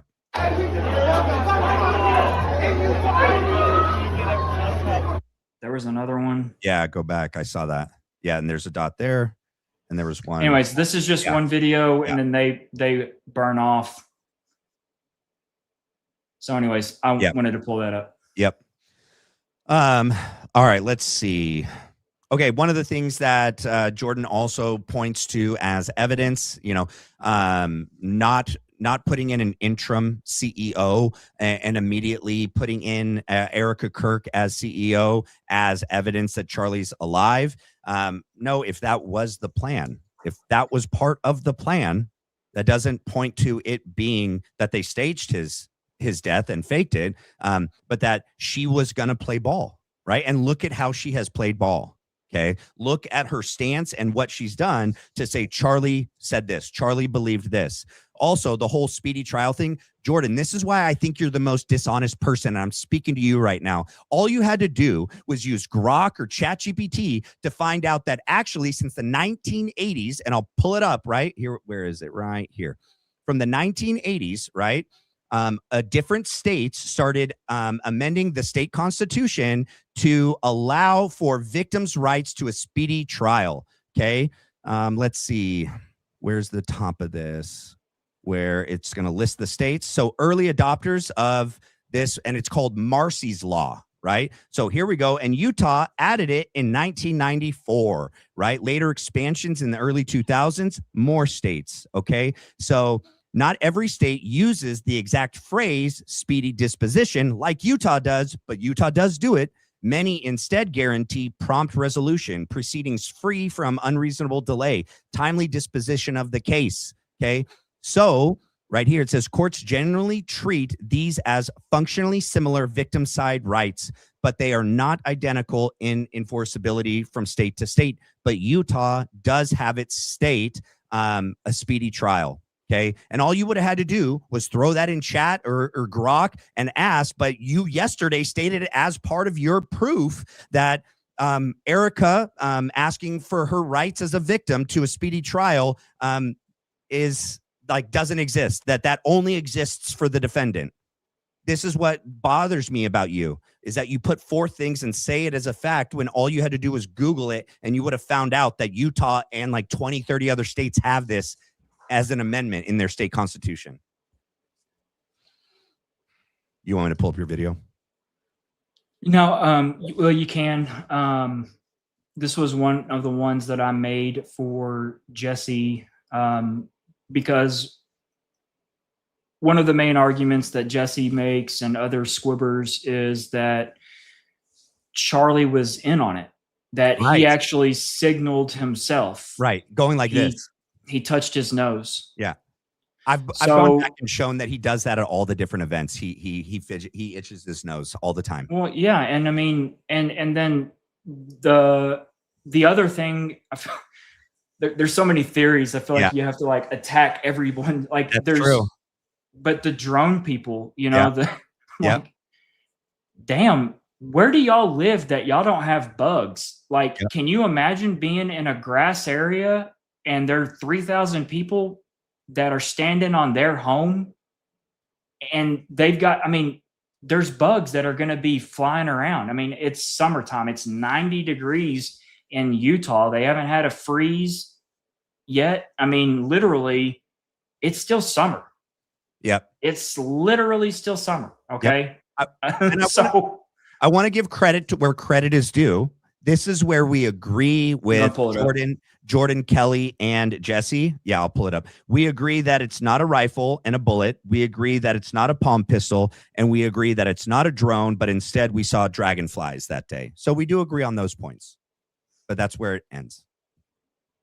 Yeah. And I mean, good thing they didn't activate it then. Yeah, I mean, you might. This is a real interesting video. Like, if you really watch the interactions between Charlie and Philip and Terrell and everyone going, like, there, you know, he was just talking about the audio where the audio is messed up, you know, and I believe wholeheartedly the audio played a massive component into this assassination. Okay.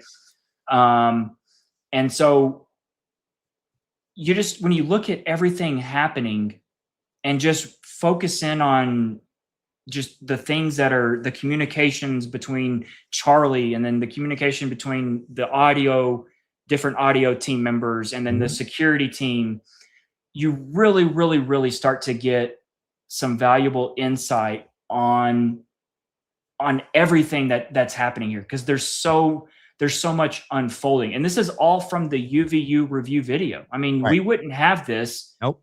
This would be unknown. Yep. I mean, if I hadn't made a phone or made contact with people. Yep. I agree. Literally. I mean, this would be nowhere.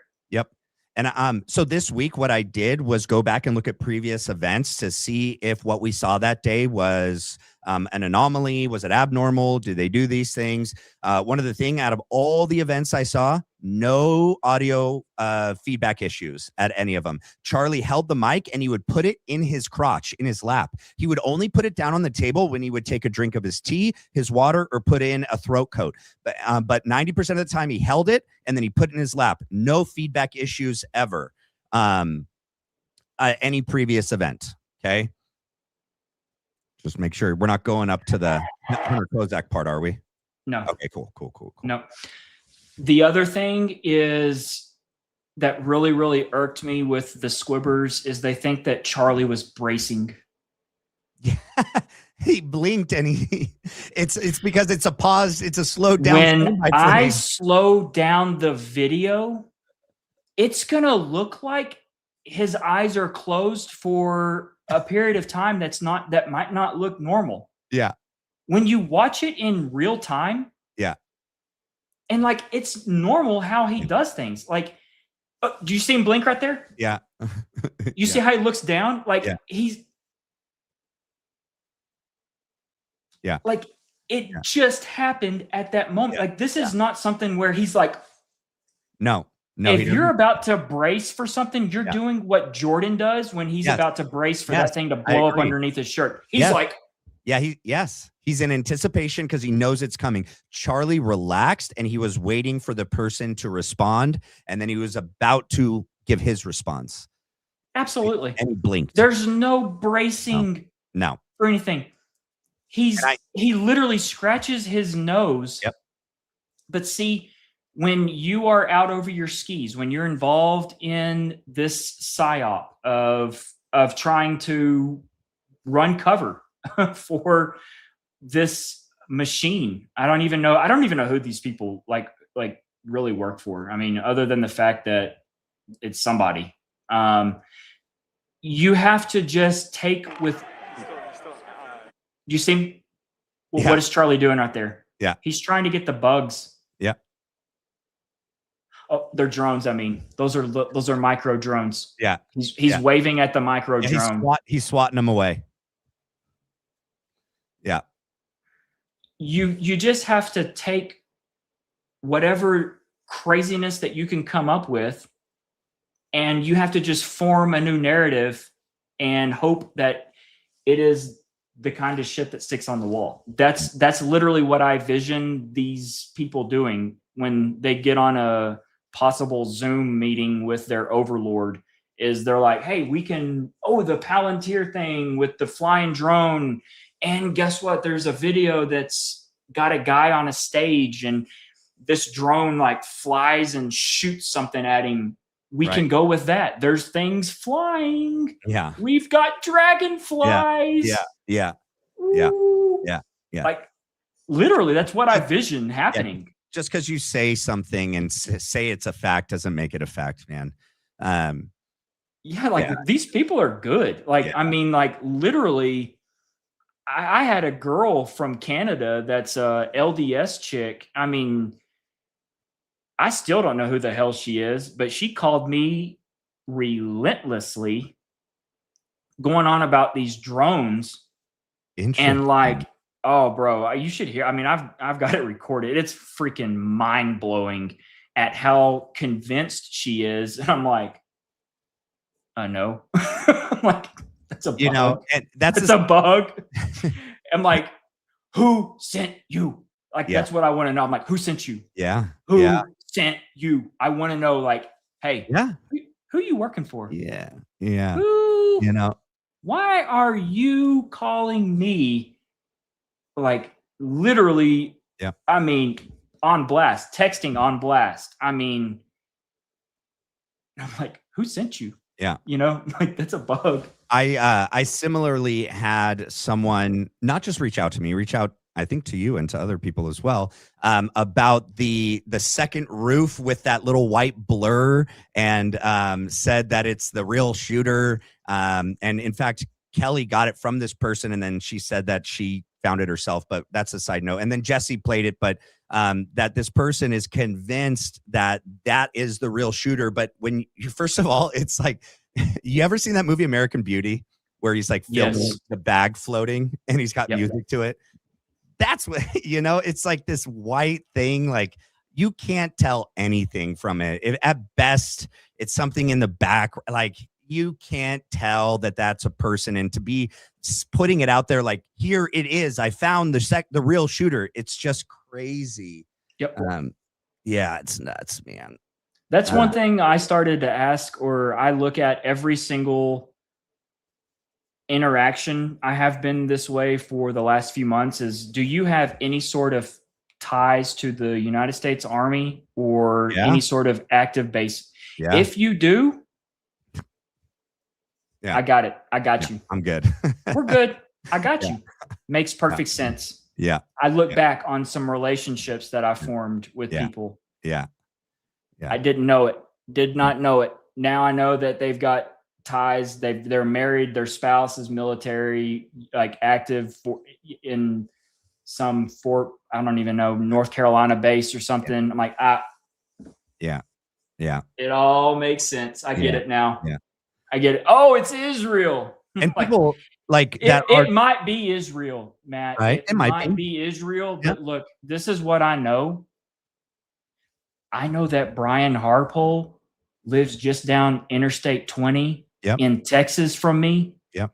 And that's the fool that squeezed the trigger. Yeah. That's not some Mossad guy. His little range is right there outside of Weatherford. Yep. That ain't Tel Aviv. Nope. That's Weatherford, Texas. Yeah. Fort Worth, Texas. Mm-hmm. Listen to the guy talk. He talks like me. We're from Texas. Yeah. He ain't Israeli. Right. The dude's from Texas. Yeah. The whole damn team's from Texas. Yep. They ain't some Mossad team. They're Nope. a Texas security team. I just had to debunk Illuminati on X today, saying that Brian Harpole's integrity security solution is a Israeli Mossad, security team, and that all of Charlie's security team members were Israeli Mossad agents. No. So Greg Schaefer was the original security team. Brian Harpole lied on the Sean Ryan show and blamed that Greg and that team had some, integrity issues. But really, Brian Harpole underbid Schaefer Group to steal the contract from Schaefer. And then Brian and Dan started Integrity Security Solutions. And he said, and that's why we chose Integrity, because Greg Schaefer and them, they had integrity issues, but we're the most integral. And so, yeah, but he lied. He underbid Greg Schaefer to steal the contract from him, and then stepped in, and took on this whole. Yeah, you can look up all their records. Yeah. Their records are inside the Texas Secretary of State website. It's public information. You can see when dates were formed. You can see everything. You can see it all play out. And essentially, it was literally like, I think the contract ran out with Schaefer around 2022. Yes. I think it was literally December 31st, 2022. And then the formation of, it was actually called Rock House. It was Integrity DBA Rock House, or Rock House DBA Integrity. I think it was Rock House DBA Integrity. Okay. And so the LLC was formed, let's just say I don't have it pulled up, like May the 13th. The DBA was done on May the 15th. So you still have to have a formation filing or the record for the DBA to be hooked onto or attached to that LLC. Mm-hmm. So, but it was within like 2 days in May of 2023. So that's where everything started shifting over. Mm-hmm. And look, whether Schaefer was stingy on money or whatnot, I mean, like that was 2023, 2022, 2021. I mean, who knows what happened? Yeah. And like they didn't have a non-compete type of thing. Right. So quite frankly, if Brian Harpole wants to go in and basically whore out his services, if he wants to, he can, go for it, dude. Yeah. Like undercut it, lowball it. I mean, I certainly don't believe that this plan was somehow in the makings from 2023. I think it was just the opportunity rose in 2025, and it just happened to be them. Yeah. But at the end of the day, the people that are the strongest anti-Israeli, pointing at Israel did this, there's Israel cell phones, this, that, and the other. I'm like, I'm no fan of Israel. I think they cause a shitload of shit. Yeah. But I'm looking at like the people there, and I'm like, they're Texans. Yeah. Yeah. They're Arizonans. Yeah. Americans. Yeah. Like there ain't no Israeli people here. They're Texans. Yeah. Like, what are y'all talking about? Yeah. Now, it might lead to a big fish. Right. But you're not going to get the big fish just by being like, oh, it's Israel. Right. Those are the people that they're like, oh, it's Israel. Right. Nothing ever gets solved because at the end of the day, Israel, they know they didn't do this. Yeah. But they also know that America or this company, this conservative company, this like they did something and they got caught, Mm. and they're not red-handed, but it looks like they're red-handed. Yeah. They're just lucky that the media is a shitty media Yeah. and is running cover. That's the only thing saving them.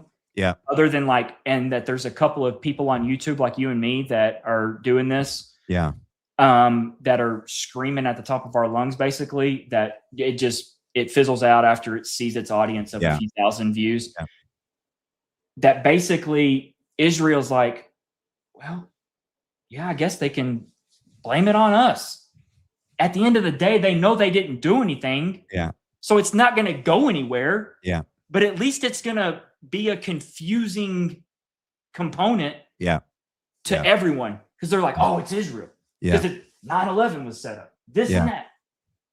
When really and truly, I'm like, those are Texans. Yeah. Now, here's the thing. This is where a real investigation, if we had real men and women that when they said the oath to the Constitution, and foreign and domestic, foreign and domestic, when they took up the badge, and I'm talking from enforcement patrol to investigative work, to the people that see through the crimes and prosecute them. Yeah. If we had real people that had real intestinal fortitude, that had real morals, they would investigate this, and they would have Brian, Blake, Dan, the whole team, Terrell, in separate interrogation rooms. And I'm talking dangling literally possibly a life sentence over them. Because conspiracy to commit murder is damn near just as bad as doing the deed yourself. And then you start singing because you're like, I'm never going to get to make love to a woman again. Holy shit. Could you imagine if they pull in Mikey, Blake, Terrell, or Philip, right? Whoever breaks first might get immunity and might get a lesser plea deal, right? Could you imagine Mikey or Blake in there, like being tough? Like, I'm not gonna get. No, they're 15 minutes. 15 minutes. They wouldn't even get through with their bag of Cheetos. No.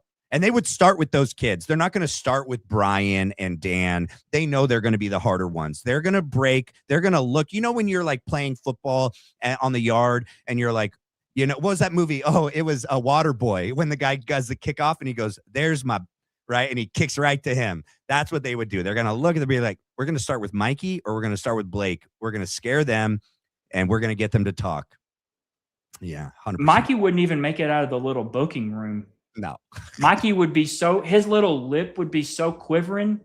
He wouldn't even make it. He wouldn't even get down the hallway to general population. No. He'd be like, I'm about to have a kid. My wife's pregnant. Oh my God. I'm amazing. Oh my God. I'm Mikey McCoy. Yeah. I'm amazing. I'm super. Yeah. I can't call my dad. I don't have his number memorized. They have my phone. Yeah. Yeah. Literally, you can see this type of fear. And yes, Mikey McCoy would be one of the first ones to fold. They all would. Yeah. Yeah. Like Terrell, Mikey's about to be a dad. Hey, guess what? You're going to have another man. Or another man's going to be raising your daughter. Yeah. Or you're never going to be able to see your kid except for behind a plate glass. Yeah. Is that what you want? Yeah, for sure. Yeah. They knew everything that was happening. Yeah. Mikey knew, Terrell knew, Blake knew, the AV team knew, the security team. The security team and the AV team were working together. Yes. And the Turning Point USA people were there they're there because they're there with Charlie. Yep. And it's not because they're there to oversee. I can see Jordan right now being like, that's how you know it's fake. It's because all these people are in on it. That logic, you cannot hold that logic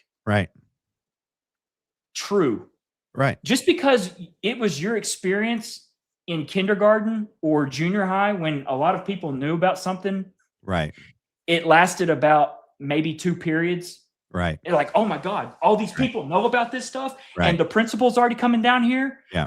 I knew I shouldn't have said anything. Yeah. You can't apply that same logic Right. to the fear if you talk. Yeah. The McCoy family tree just got cut down. Yeah. Because you're all gonna die. Well, and even Mitch, if you talk and you go in and say anything, you go against what we're talking about. Mm-hmm. We know your family. That's what they're playing with. For sure. So at the end of the day, I mean, it's going to take something massive. Yeah. For everyone to start talking. Yeah, and the fact that like a lot of this could be compartmentalized as well, like a need to know, like not every person might have been read into the full degree, right? Like some of these people playing a peripheral role were told what they needed to know and played that role. It's not like every single person, you know, that we see playing a part was there from the very inception to the very end, and like they all played an equal role in this. Some people played a much deeper, much more integral role than others, you know. But one thing you know for certain is if you're one of them people from Utah that was there, like if you're Jason Behunin and Jason knows way more. He's not a good example. Just someone that might have known. You're not going to say a damn thing. Even if you know an eighth of what all was happening, right? Your mouth is shut. Yeah. You know what I mean? Yeah. Yeah. This is a big thing. Yeah. You're not going to, hey, let me read a couple of these real quick and then let's get back into the bullet points. But your community wants to know, Blake, do you have a Venmo or a Cash App where they can send you money to support you as an alternative to YouTube? Some people don't like YouTube taking their money. Oh, I didn't know that. No, but I'll definitely look into that. Yeah, what I do, so you can even create a different one. Like, let me show you this. And then there's a tab on here where you can like, boom. Do you see that? Oh yeah. Yeah. And you can throw that up there at the beginning or the end and be like, hey, for those of you that want to donate, don't want to give your money to YouTube, here you go. Scan the code, donate there. Boom. Cool. Yeah. Yeah. Next, we got, they removed my first message, not a kid. I didn't remove it. It said Fortnite kid in your name. I didn't remove it. Not a kid. Let my son use this for video game content. I gave 3 scientific proofs why their theory couldn't work. Where? Who? The squib theory people? Fortnite kid. This is your previous, where'd it go? Fortnite kid. Where is it? This is your first comment. This is all it is. I didn't remove anything. And then now this is your second one. But if you got 3 scientific proofs why their theory couldn't work. If you're talking about Jordan and them, send it on. Let's look at it.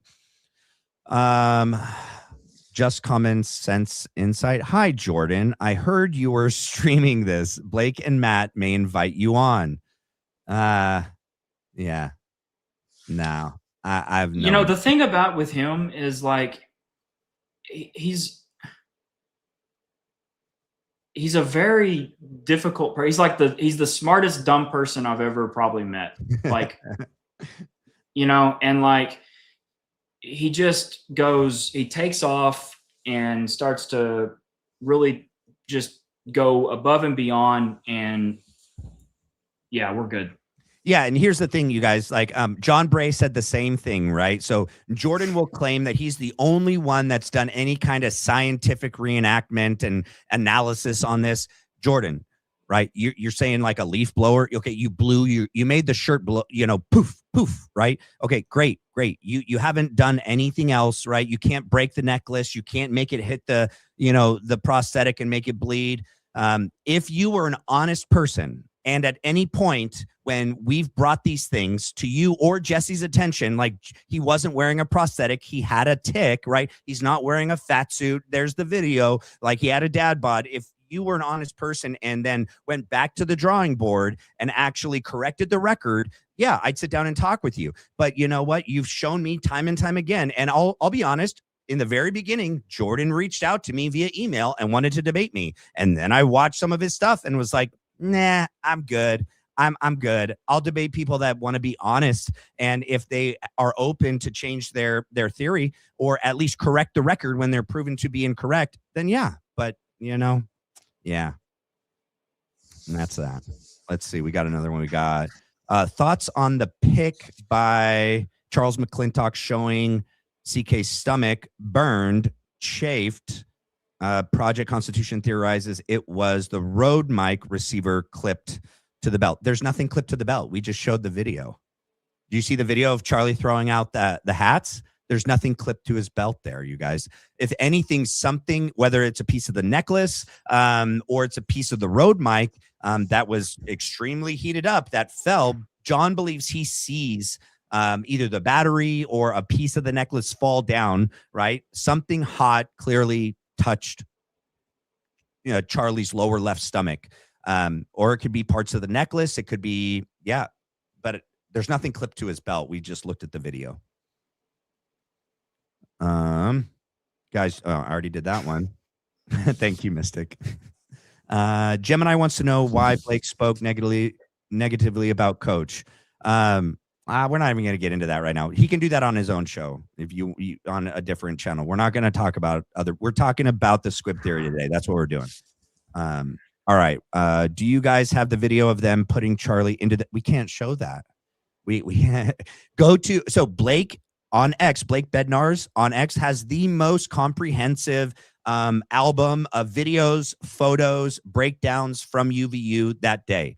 I'll finish reading your comment though. Charlie into the SUV filmed from the right side. Alley Top Files has it, and it looks like Charlie picks his head up. No, I've seen the video, and in fact, I think the video you're referencing is that Allie tries to say that she has proof that the right door was shut. And we don't see it get shut all the way, even in her video, or no, that it was open. She says it was open, and we see it actually get shut. So sorry, I said it in reverse. It's hard to keep up with everybody's BS theories, but Charlie's being controlled the whole time. He's being manipulated by everyone. His head is going to pop up and down as people are moving, just like when Jordan and others in that camp say that his arm moves. Okay, you have like 4 people picking him up, right? And they're walking as they move, and parts of their body come in contact with parts of Charlie's body. His hand gets bumped, his arm gets bumped, his head is flopping. And same when they prop him into the car, Charlie said, well, I mean, Blake might think his head might have popped up, right? Because you think he might still be alive? No, I think he is out.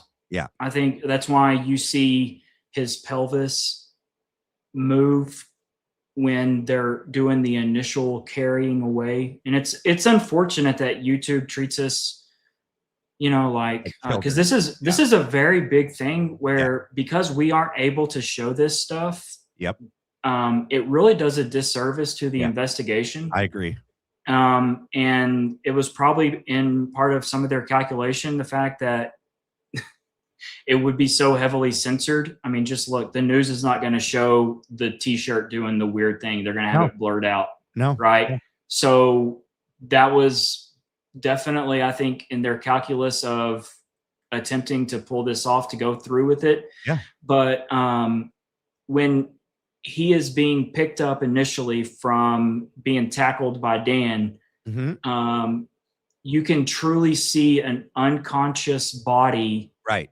Because the front half or the top half of his body is being moved and steered, but Dan Flood has his legs and isn't moving in the same angle that the guys with up here are. So you've got the body now contorting. Yes. Okay. Correct. And what that does with a truly unconscious person is you're going to see their pelvis, hip bone pop out, because you've got someone moving your top. If you're conscious, you're going to have more structure to your skeletal, because you're not thinking about it. Correct. That's why it's called dead weight. Like when you're truly, it's because you literally there's no movement. You're No. just, and you're going to see weird things. And when you have how many 5 or 6 grown men all around you, carrying you, running with you quickly, taking different steps, doing pieces, some of them are lift, some body of them are parts stronger than others. So this part of him's pulled up more, that part of him's not. They're stepping not in unison. It's not like they're marching left, right. They're frantically getting him to the car. His body's going to be jumbled every which way. And the video that we have to even look at, it's from a distance, and we have to zoom in, and it creates this pixelation issue that, all these people, they use that like, oh, look, he's wearing a fat suit. Well, no, go look at the Charles McClintock Wilson photos and video. You can see it's high definition, it's high quality, it's close up. Use that as your evidence to determine whether or not he's wearing a fat suit. But yeah. So when you watch it in slow motion and you've got someone that's a bad actor talking about, oh, he waved. Yep. He waved. He waved. No, it's because someone bumped his arm. And when you slow it down to 10%, it might appear that his hand comes up and he's waving at Cub Keller as he goes away, but he's not waving at Cub Keller. He's unconscious. Yep.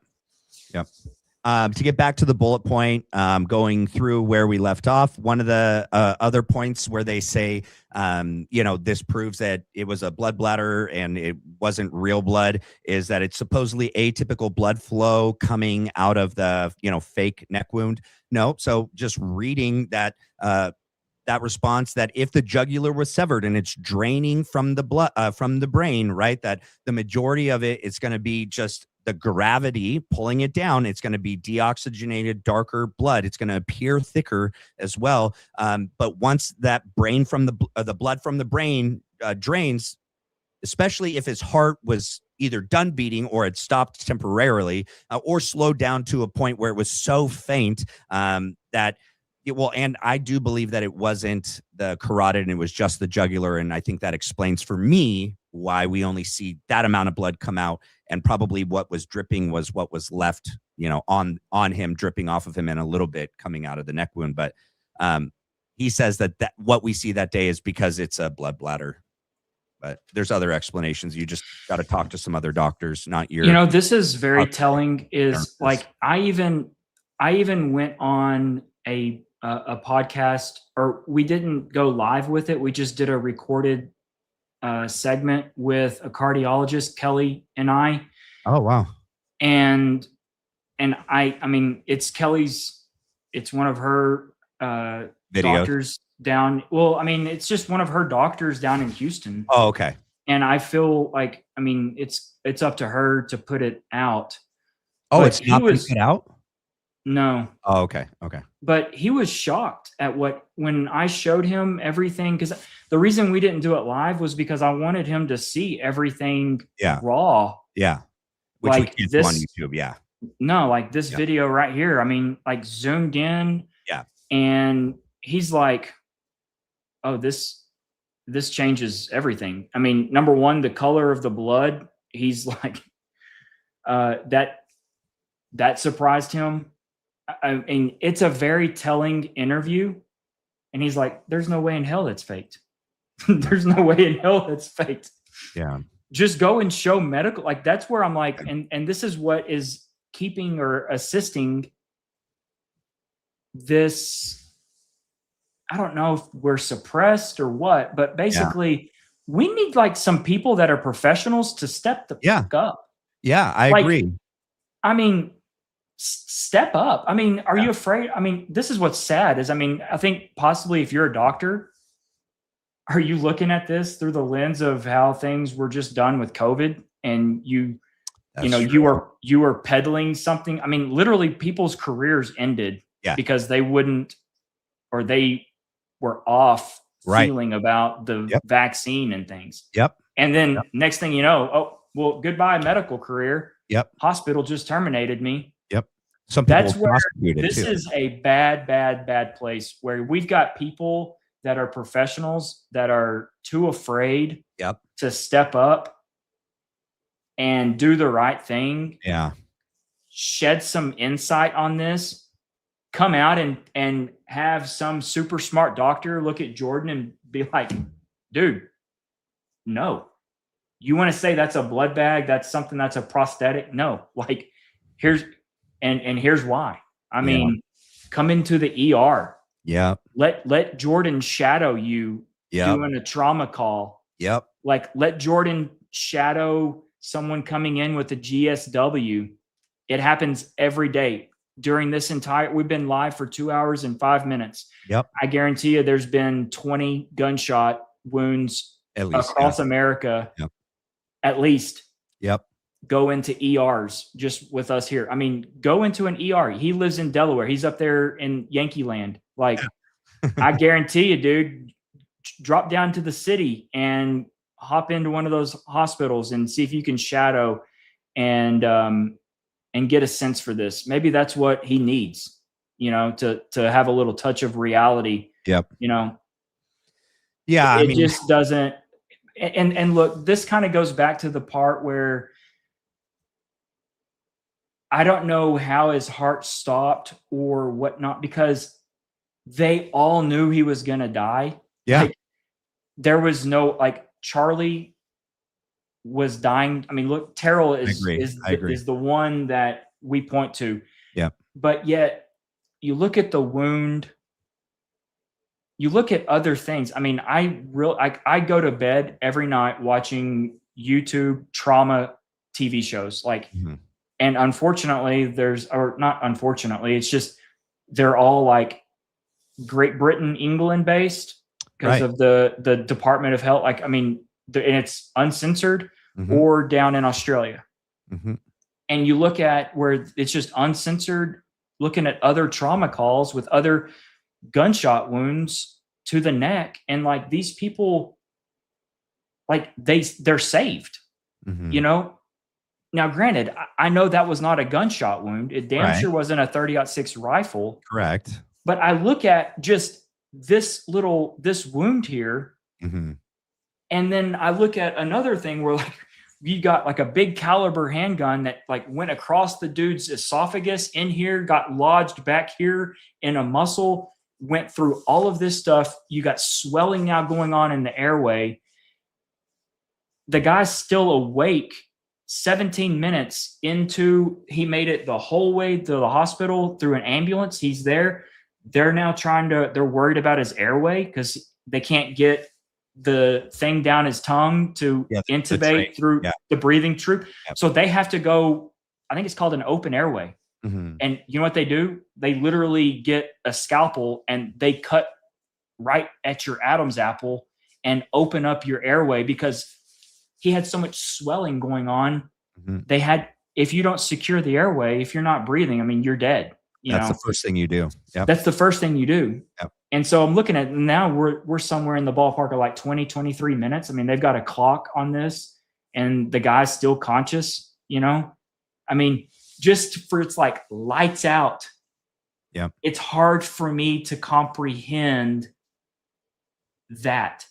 So to me, it's there was some element that knocked his ass out. Yeah. There's no other. I just don't see it. Yeah. And there's variables that hopefully we find out, whether the autopsy ever gets released, whether we could even trust the autopsy or not. But we don't know that person that you're speaking of, the gunshot wound, did it hit the carotid? Did it hit the jugular? It hit both. It hit both. Really? Yeah. Oh, wow. Yeah. So, and I'm certainly not comparing or I am certainly not trying to even pretend that all gunshot wounds are the same. But correct. Correct. At least it's close enough versus trying to compare a gunshot to the arm. And you're like, look, he was shot in the arm and here we are talking about something that happened in the neck. And so everything is in context, but the thing that just really, really irks me is that Terrell Farnsworth knew one way or another that Charlie was dead. Yeah, I thought that was weird. Instantly. There wasn't one. Matt, I want you to pretend that one of your buddies just, I mean, it's awful to say, but they just got shot. You don't just go straight to their dead. No. You have this thing called hope. That, like, you're optimist. I mean, number one, you really don't have an idea if you're Terrell or Philip or any of those people, really what the hell happened. No. You know what I mean? Like, Yeah, literally, no medical like, training. They like to be able to assess what they didn't even really see too, because before Right. he hits the ground, they're gone already. So They're they gone. didn't, Like, they didn't see how the the size. hell Yeah, did you know Charlie's dead? Yeah, confidently. Charlie's dead. Bro, Mhm. you just snitched on yourself. Mhm. You know way, way, way too much. You know that Charlie was dying. Yeah, period. You said Like, it as a fact. yeah. Yeah. As a matter of fact, you know, and then all of this, like, doll's eyes and stuff that you hear about Brian Harple talking about, I think it's just sensationalized stuff to convince people that aren't informed that he was just gone. He was gone. You know, he There had was no doll's chance. eyes.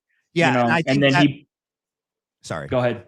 I think that also what that was, I think it has multiple purposes, but one of the purposes for sure is to exonerate them, that there was no negligence in the trauma care that they rendered, because the surgeon said even if he was shot here in the ER, there's nothing you could have done. He was dead instantly. So I think it also was them trying to exonerate themselves, because one of our biggest critiques of them in the beginning when the videos were coming out was that, what the heck? It doesn't look like they're rendering any aid.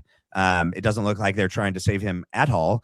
And it looks like they were negligent from the setup of the security plan all the way to them taking him out of there.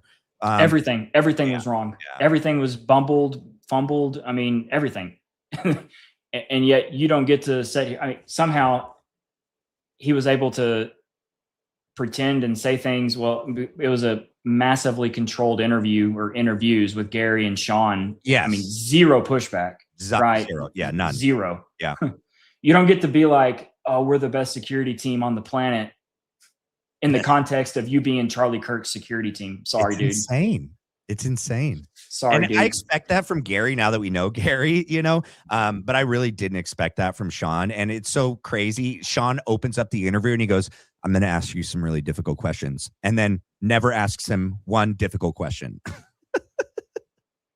And then on his own defends Brian and his team without Brian even asking. There's multiple times in the interview, Sean was like, and I just got to say it. I just got to do this. I just got to tell people. And then just defends Brian for what? That's not your job, Sean. Your job isn't to defend and exonerate this guy. Your job is to get to the root of the truth of the issue of that day and point out real issues with everything that we saw. And you didn't do any of it. You just fluffed him. And well, Sean Ryan showed his true colors that day. And I have like, he is summed up, and I know exactly what container to put him into, and he's right there where he'll stay. Yeah, I agree. It bummed me out. I used to watch him a lot and I liked him a lot, and then that happened. And it's not like he never put out a subsequent video saying like, look, you guys, I just need to correct the record on some things. He hasn't ever come back and circled back to that interview to rehash any of the things that I'm sure some of his own buddies, ask Mike Ritland, ask Mike Glover, right? These are other SEALs and Delta Force guys that, gosh, believe what we believe, that something exploded. He wasn't shot with a 30-06, and that it doesn't look like the security team gave any security or rendered any aid that day. I still have hope. Like, there's hope. I saw on Newsmax or one News Nation or Newsmax. News Nation, yeah, one of those where it was one of the SEAL team guys talking about it was an explosion under his shirt. They're saying it flat out now, and I'm like, there's hope. Have you heard of Mike Ritland? Yes, I think so. He's a SEAL. He's been from the beginning saying this, and he had He had an SAS, one of the best snipers in, British Special Forces, come on, and they together on that show were like, not a bullet, not a 30-06, not a rifle, totally something under his shirt. I'll send it to you so you can watch it. Mike Glover has been Mike Ritland has been consistent from the beginning. Is he on Twitter? He might be. I'll find it. But he's got a YouTube channel.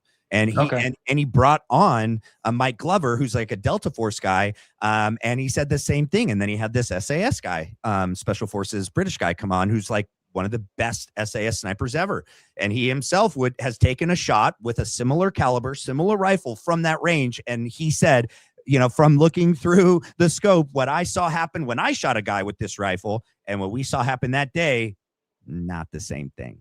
So I'll send you those two. But yeah, more and more are speaking up about what we saw that day seems to be 100%. It's not going away. It's still trending every day on X, Twitter. Yep. I mean, like if you look, I mean, it's not going away. And it's probably why we're seeing, look, when you get really desperate in times, and I'm talking about this through the lens of possibly what's going on inside of Erica's mind and others, it's this thing that no matter how much you do,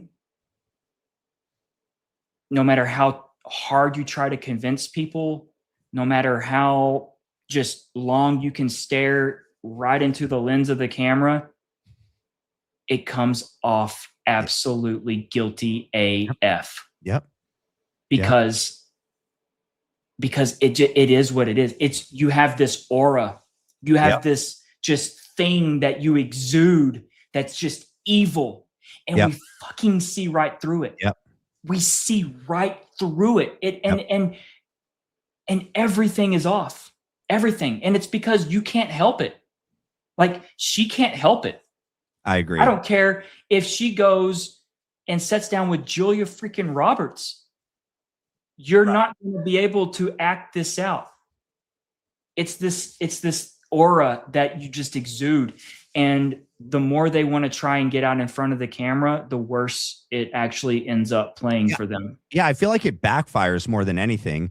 Here, like, so this is Julian Dory, right? And he posted this today. I'll show it. And I reposted it, where he goes, if Erica Kirk truly is just a grieving widow and not actually a bad person, which is now becoming harder and harder to believe, then somebody around her who cares needs to tell her the following. Number one, her disposition is totally unlikable. Her delivery is completely untrustworthy. Every time she opens her mouth, she digs herself a bigger hole. I would rather not tell a widow how to grieve, but I would advise and want to be AstroTurf CEO to go home and spend more time with her kids she claims to love so much. Yeah, that is the overwhelming consensus. The more she gets out there, and I agree, they're getting more desperate. They put her out there on the show today in black. You think that was, I mean, what was that? Bro, a very desperate person. Did you know Charlie refused to go to the White House Correspondents' dinners? He never went. He refused to go. He spoke about it as like one of the most biggest jokes ever. Could I tell you that I'm not surprised that she went then? I mean, everything else has been a 180. So, no, I didn't know that. And I believe it was staged for multiple reasons. I believe her being there and her running off. Now she's a victim. She's a victim now. Like, now she's the victim. Charlie was the victim. She was a secondhand victim. Now she's really a victim. Now everyone stop. Everyone shut up. Everyone stop. She was like, everyone needs to grieve with her, for her, and give her space. And that's why, they rushed her out of there when there was, Pete Hegseth and JD Vance's wife, who are pregnant with a baby inside, didn't get rushed out of there. But Erica Kirk gets rushed out of there, and someone got to film it while she was like, I just think about how many birds you get to kill with one stone. Yep. Ballroom. Yep. Narrative change. Yep. Erica Kirk. Crazy leftists. Yep. It checks all the boxes. I mean, it checks like a dozen boxes. Yep. Except the problem is they hired the same dude that wrote the script for this bullshit. Yes. They hired the same dude. He wrote the script up there. Yeah. You got a guy wearing a red tie and he's got like I picture someone like Last of the Mohicans, right? Where he's running in like, that opening scene with Daniel Day-Lewis and he's got like weapons in his hands and he's like charging in. Yes. Except I see like this assault shotgun, 12 gauge and a handgun and he's got knives on him and he's just like, and like, I'm like, what? And then this whole thing where they read the manifesto, I don't know if it's true or not. Yeah, I don't know. One of the major media outlets put it out. Yeah. The manifesto, one of the dudes, Ecological on X. Yeah. I was in one of his spaces the other night. I like him. Yeah. He read it and I was like, what the hell? Like, this is like Tyler Robinson. This is like text. Tyler and Lance 2.0. Yes. It's just insane. And I'm like, you would think that whoever's doing this, whether it's our government that's writing these scripts, I mean, it has to be. So bad. It's so bad. That like there's someone checking their work. Like, for the love of God, if you're one of those feds, and I know y'all watch this shit, like, check your work. Yeah. Read this out. Role play it. See how it sounds out loud. When you write it, it may seem good in here, but when you say it out loud and you have to hear it, it kind of hits differently. Sleep on it. For the love of God, take a weekend and be like, hang on, let's see how this sounds on Monday. Yeah. They're like, Friday's rolling around. They're like, oh yeah, let's go. This is perfect. This is great. We got Jimmy Kimmel. Jimmy Kimmel just talked shit about Trump on his show a couple nights ago. Like, we're rolling. Let's do it. This is perfect. We can get the ballroom done. We can get Jimmy Kimmel fired for good. Yep. We got all this stuff happening. Oh, and now hate speech too, right? Because now we have Gary and Brandon, and they're all like, this is dangerous. Now people online with their theories are threatening Erica Kirk and Trump with their crazy rhetoric. We got to label hate. And Gary, who fought, and I'm not denouncing that he didn't fight and serve, right? He did. That's a fact. But he's out there on X today spouting this talking point, right? As if it doesn't lead to new legislation where they define hate speech as illegal. And anytime we say anything that they don't like, there's hate speech. You're arrested. Goodbye. Like, how could he have served for the country and the Constitution and then put a post out like that and not think that it's going to bite us all in the butt? Well, it's the same question. I think I asked him this on his show when he had me on, is like, in what world do you get to say you question the government here, question this instance here, and here, question that, question all that stuff, but not here. But by God, when we get here, this is fact. Don't. Yeah. Don't. I'm gonna. Who is that? I'm quoting Joe Biden. Yeah. Don't. Yeah.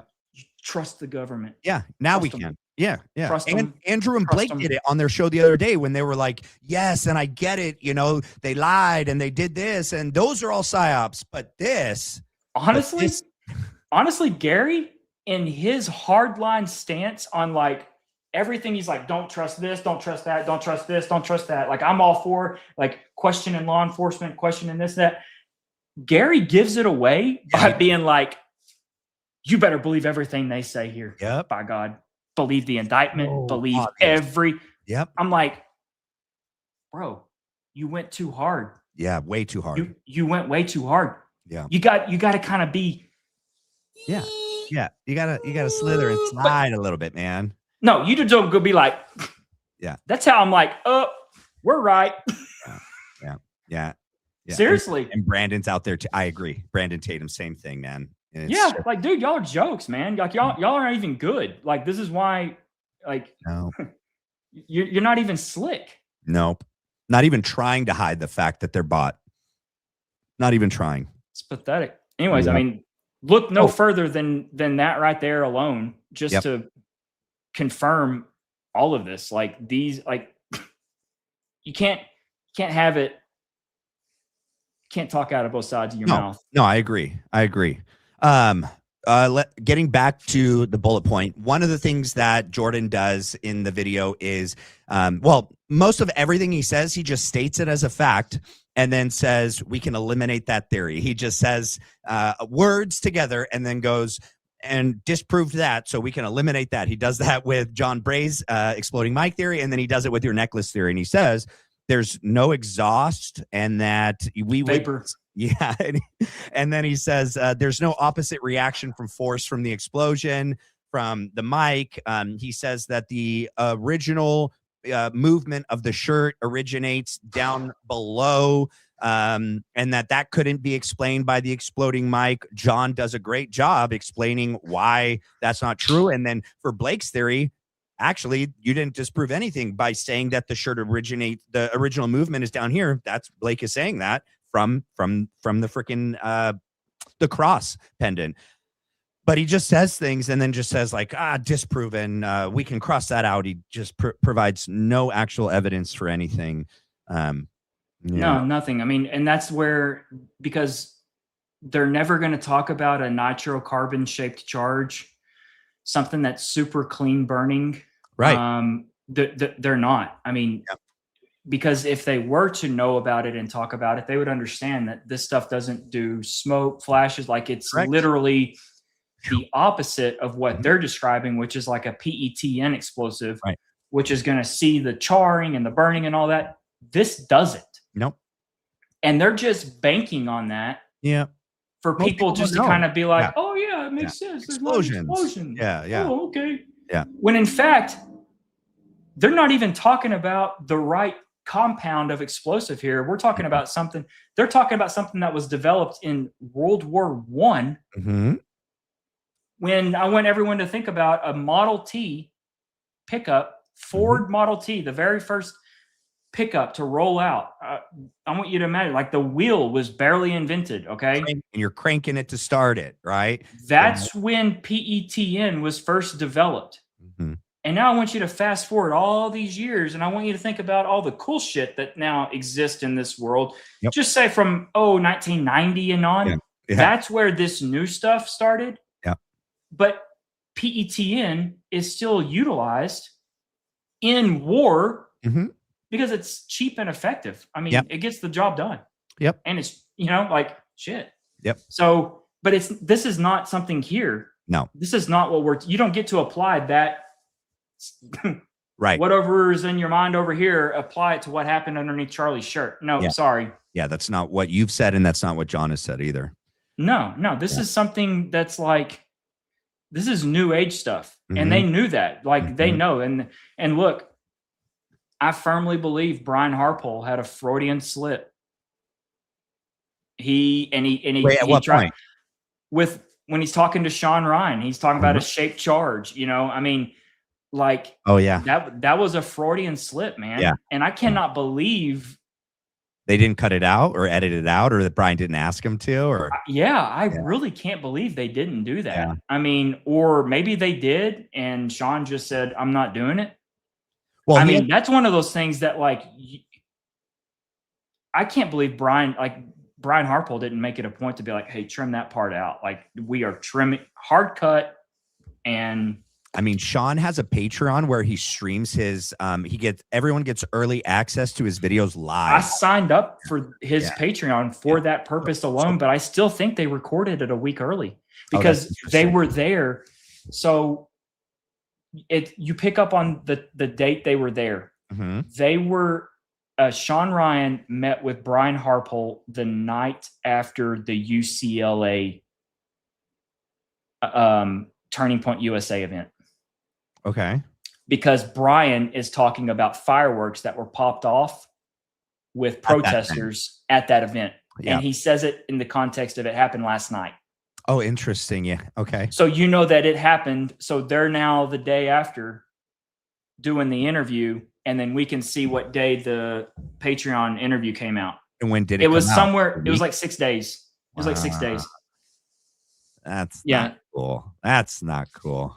I'll look it up real quick while. That's interesting because then that would yeah, I was like, well, my other argument was going to be that like Sean wouldn't edit it because his Patreon customers would have called him on it right away. They would have seen it in their version of the video and then not seen it in the YouTube, Rumble video and been like BS. But if he filmed it and recorded it and on a different day and then posted it later, that kind of takes that out of the equation. It's also possible that with everything going on, maybe Brian was too nervous to ask because they don't know each other. I know that for a fact. And I went back and did a breakdown of that interview, and Brian Harple, more than anything, is there to convince Sean. He's there to convince Sean because everyone else is going to lean on Sean's knowledge, experience, and trust. And that if Sean can be convinced in this interview, then all of us common people that don't know all the acronyms that they use, that they never explain, Brian uses all these acronyms that only him and other prior military people and Sean would know. He never tries to explain it, which leaves the average person watching it at a loss.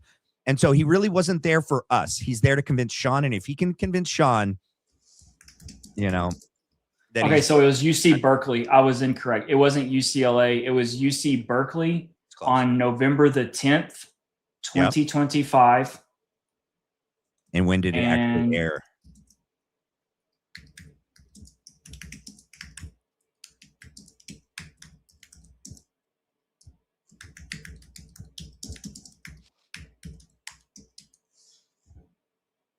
When was the SRS Brian Harple interview released? November, early access November 14th, public release November 17th. So we have November 10th, and we have the early release access November 14th. That's weird. Could there be a subsequent event that happened on the 13th? That a TPUSA event that happened on the 13th that he could be talking about too? Is that even possible? No, because he says UC Berkeley. I'll find it real quick. Hang on. Okay, Mystic, I'll check real quick while Blake's doing that, and then I'll read this. Super Fortnite Kid. I typed it, and then it's sent with no writing. So YouTube's doing something. You guys have pretty much covered the idea of the proofs. But I'm a jeweler and tested the Yerman tensile strength, which is very strong, requires immense force to break, not a clasp. I like that. Thank you so much, Super Fortnite Kid's parent, because she is using their kid's handle. But I agree, right? So even Blake and John and I agree that the necklace either broke mid-chain or right near the clasp. I don't know. Have you seen the video, the photo that John Bray posted where I showed him because he had never seen what the lobster clasp looked like. And he thinks he found it in one of the shots where the necklace is flying up over Charlie's ear. You see that the necklace bends in these two right angles, which I don't think could happen in the mid chain of the box chain. I don't know. I'd have to actually get a box chain to see if it could do that because it's a box chain. So it's possible that they bend like that. But they for sure would bend like that on each side of the clasp because it's a separate piece welded to the actual chain, which then has the clasp. Pull it up. Okay. Got it. You want to know how I know the clasp is right there by the pendant? Here's the cross. This little offsetting bump up here, this is the clasp.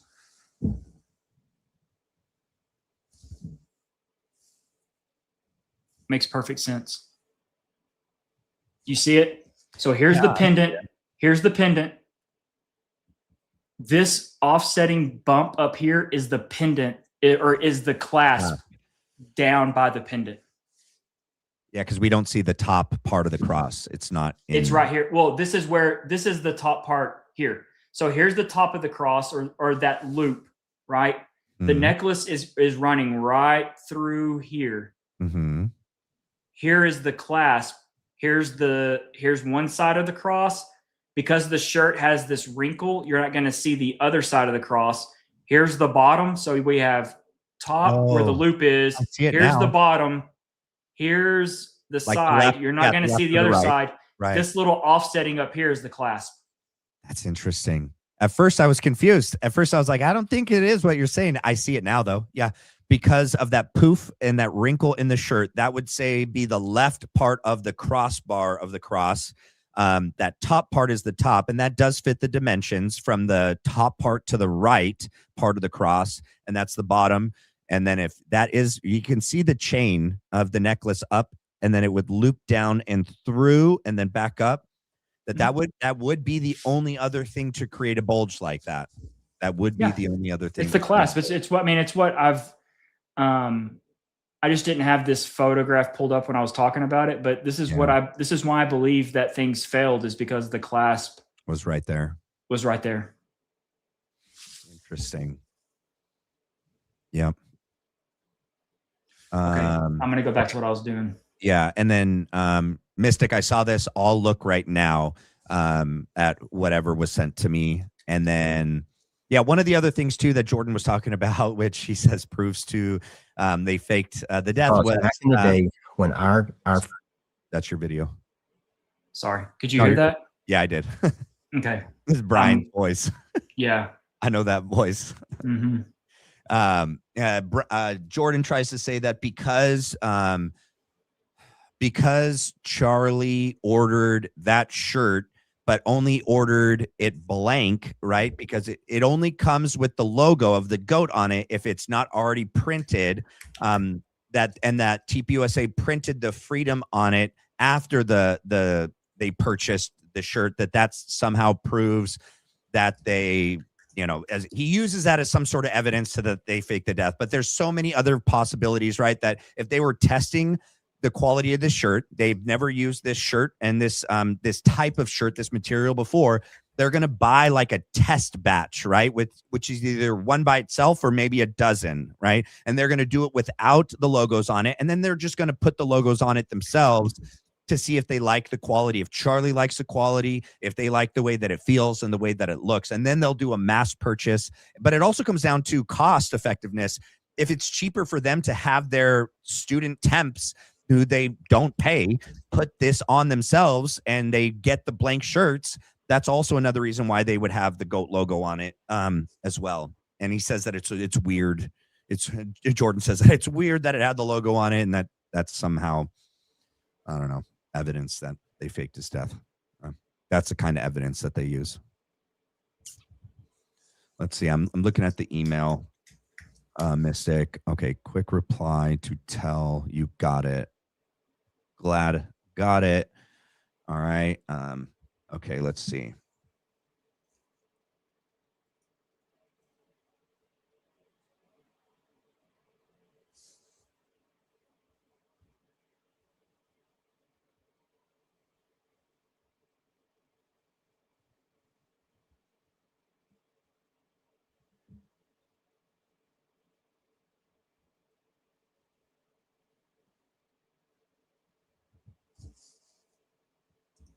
Yeah. Okay. So just this is just my own personal practice. I don't play a video on a live that I haven't seen first. Okay. So if somebody sends me a link to something and I'm not going to pull it up and play it on my live right now. All right. I'm not going to do that. I will look at it after, and then if it's something good and I, agree, or even if I don't agree, but I find it interesting and think it's valuable, then I'll play it at a later date. But thank you I want people to send me stuff. I want people to send me their opinions, their thoughts, and their tips. But this live is already going, and I'm not going to play a video from anything that, I haven't seen yet. The only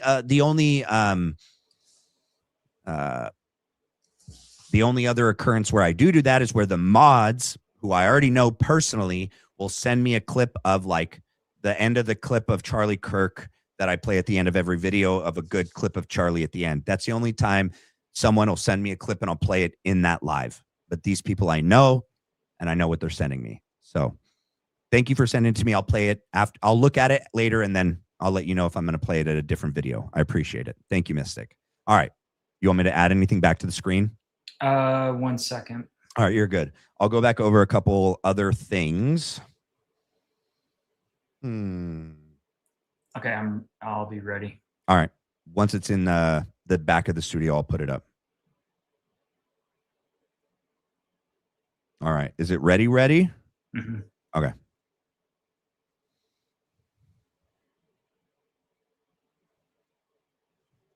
A whole lot. That's the first one. And so, and there's a different type of gunfire, right? We were at Berkeley last night, and you heard somebody decided to pop off some bunch, and they were loud, like 6, 7 M80s at a time, and people started panicking and running. And one of my guys, look, I said that's not gunfire. It's a different sound. You have an attribution of sound, and so you're used to it. And okay, so right there, we have time frame. And that's interesting, man. That is interesting. Well, we know he has no problem lying about everything, so you know. Yep. Crazy. Let's see. Oh, can you go back to that video of Jordan, the test fire, where his shirt, the most recent one that I think you played in the very beginning, where it shows the shirt, but it shows like all of this other extra CO2 gas being emitted out, you know, which he had to add more canisters and more CO2 to create more shirt movement, because in the beginning, right, the shirt went like this. Boop. Remember the video he clipped of me going this much. Okay, well, they had to make it move more, so they keep adding more, but with more you're going to get more of this CO2 gas being emitted out of the shirt, out of the sleeves, out of the bottom, out of the top, which we don't see with Charlie. Okay, we see what also we see, you guys, is in between frames when the shirt is moving really fast, you see what is like a remnant of the white shirt from its previous frame moving back. It's like a shadow. It's like a figment. But we also do see a little bit of a puff of white gas of some kind. But it's not to the degree that we see with Jordan's most recent test case. Yeah.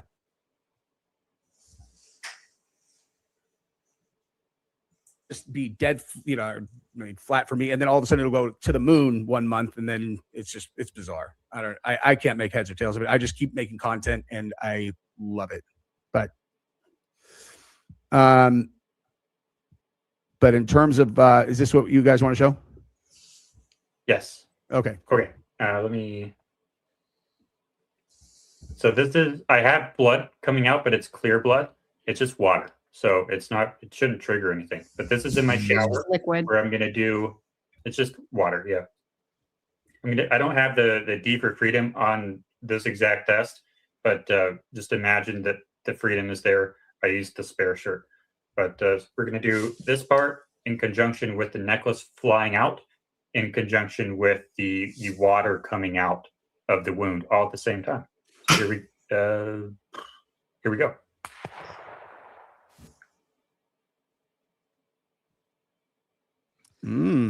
Well done.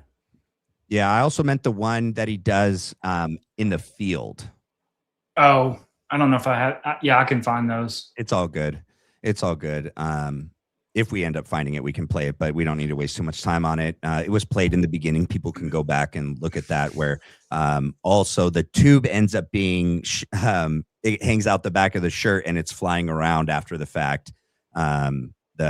Whatever he calls it, the heat shrinking tubing, it ends up shooting out of the back of his shirt and it's flinging around. That's not the necklace. And the problem is, it's so hard to, because I feel like here's someone that is intelligent trying to go through and do this. Mhm. And it's like, he's like making the shirt with air, you know, do something.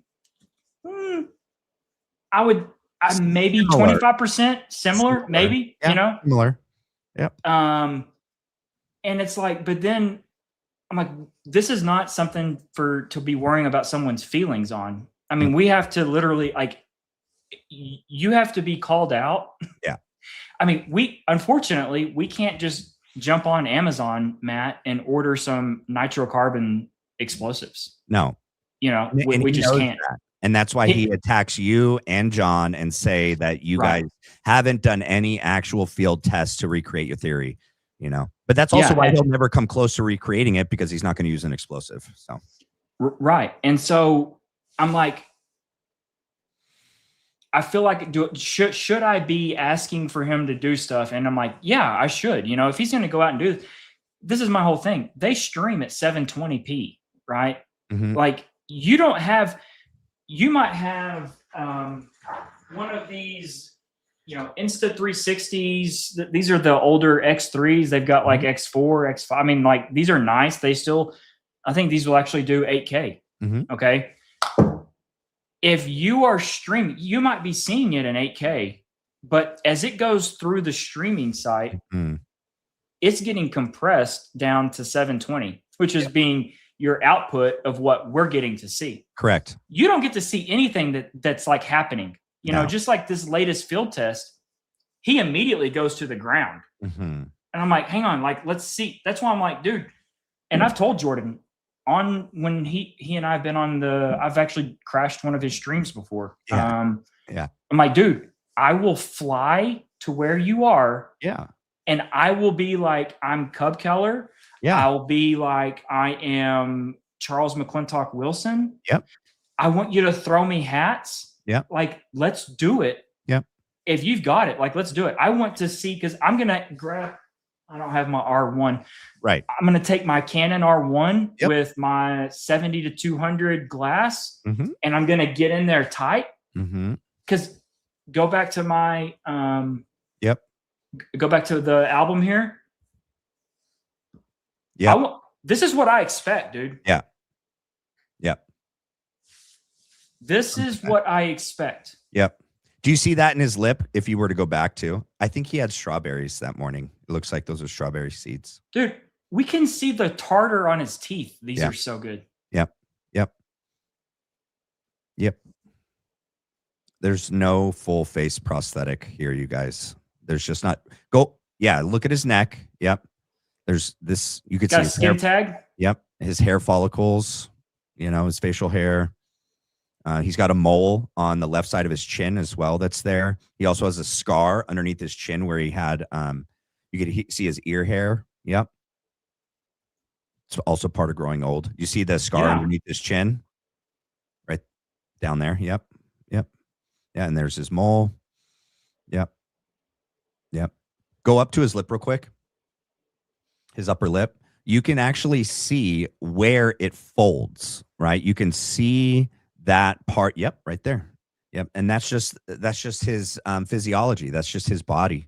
And you can go back, and I found it at many different events where he's doing a similar facial expression where he's squinting into sunlight and his lip gets stretched across his gums, and you can see it. And you can see it. You could see the dry skin in the corner of his right there, dry skin. Yeah. Yeah, he's not wearing a full, and look at there. Yep, pimple. Yep. Dude, Yep. Ingrown. You're not going to see this on Jordan's stream. No. You're going to see just the most vague, like, you're not going to, because I don't care how big of a bullshit artist you are. Like, you're toast. Yeah. I mean, you got ingrown hairs here. Yep. That's what I was just saying too, man. Another pimple over to the right under his chin. You know, yeah. There's the dry skin in the corner. You know, he's not. Where's the full face prosthetic, man? Like, where's? And this is what Like, It's this is not what I'm fair. getting. I'm, you know what? For Jesse's sake, I'm glad he's not going to have me on. Bro, because- he would have had to admit. He would have had to, I or he get would have it. just been the most Because- dishonest person ever. If he at Hey, the Jesse, end, dude, I'm not that nice. I'll tell him you're a fucking idiot to his, like, on his stream, to his face, in front of his people. Where's the face prosthetic, Jesse? Where is it? yeah, I'm Can- not that nice. I can do you go not to the one care. where he's doing the tick, where he does his tick.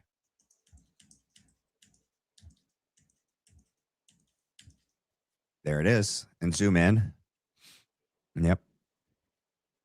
So when he does this tick, right, it engages the whole left side of his lip, chin, and then down to his neck, and actually go down to his neck and into his shoulder. I have it screenshotted. Oh, Hang okay. on. It pulls all the way down into his upper chest area.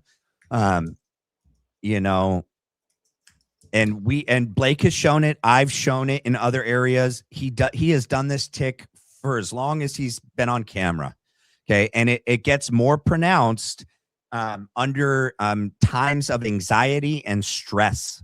Just go look that up for anyone's tick, right? Whether it's Tourette's, whether it's a physical tick, whatever it is, these ticks, when a person has lack of sleep, right, is extremely stressed out, is anxious, is in a stressful situation, their tick becomes more extreme, more intense, more often, more pronounced. And that's also why if he only did this tick on the left side of his face, which he did, he never did it on the right, his left side physiology would be different from the right. It wouldn't look the same. Can you imagine if you only chewed on one side of your mouth? The muscles on that side would be totally different than the other side, right? Yep. Oh, it's not in the back studio. Oh, shoot. Hang on. It's okay.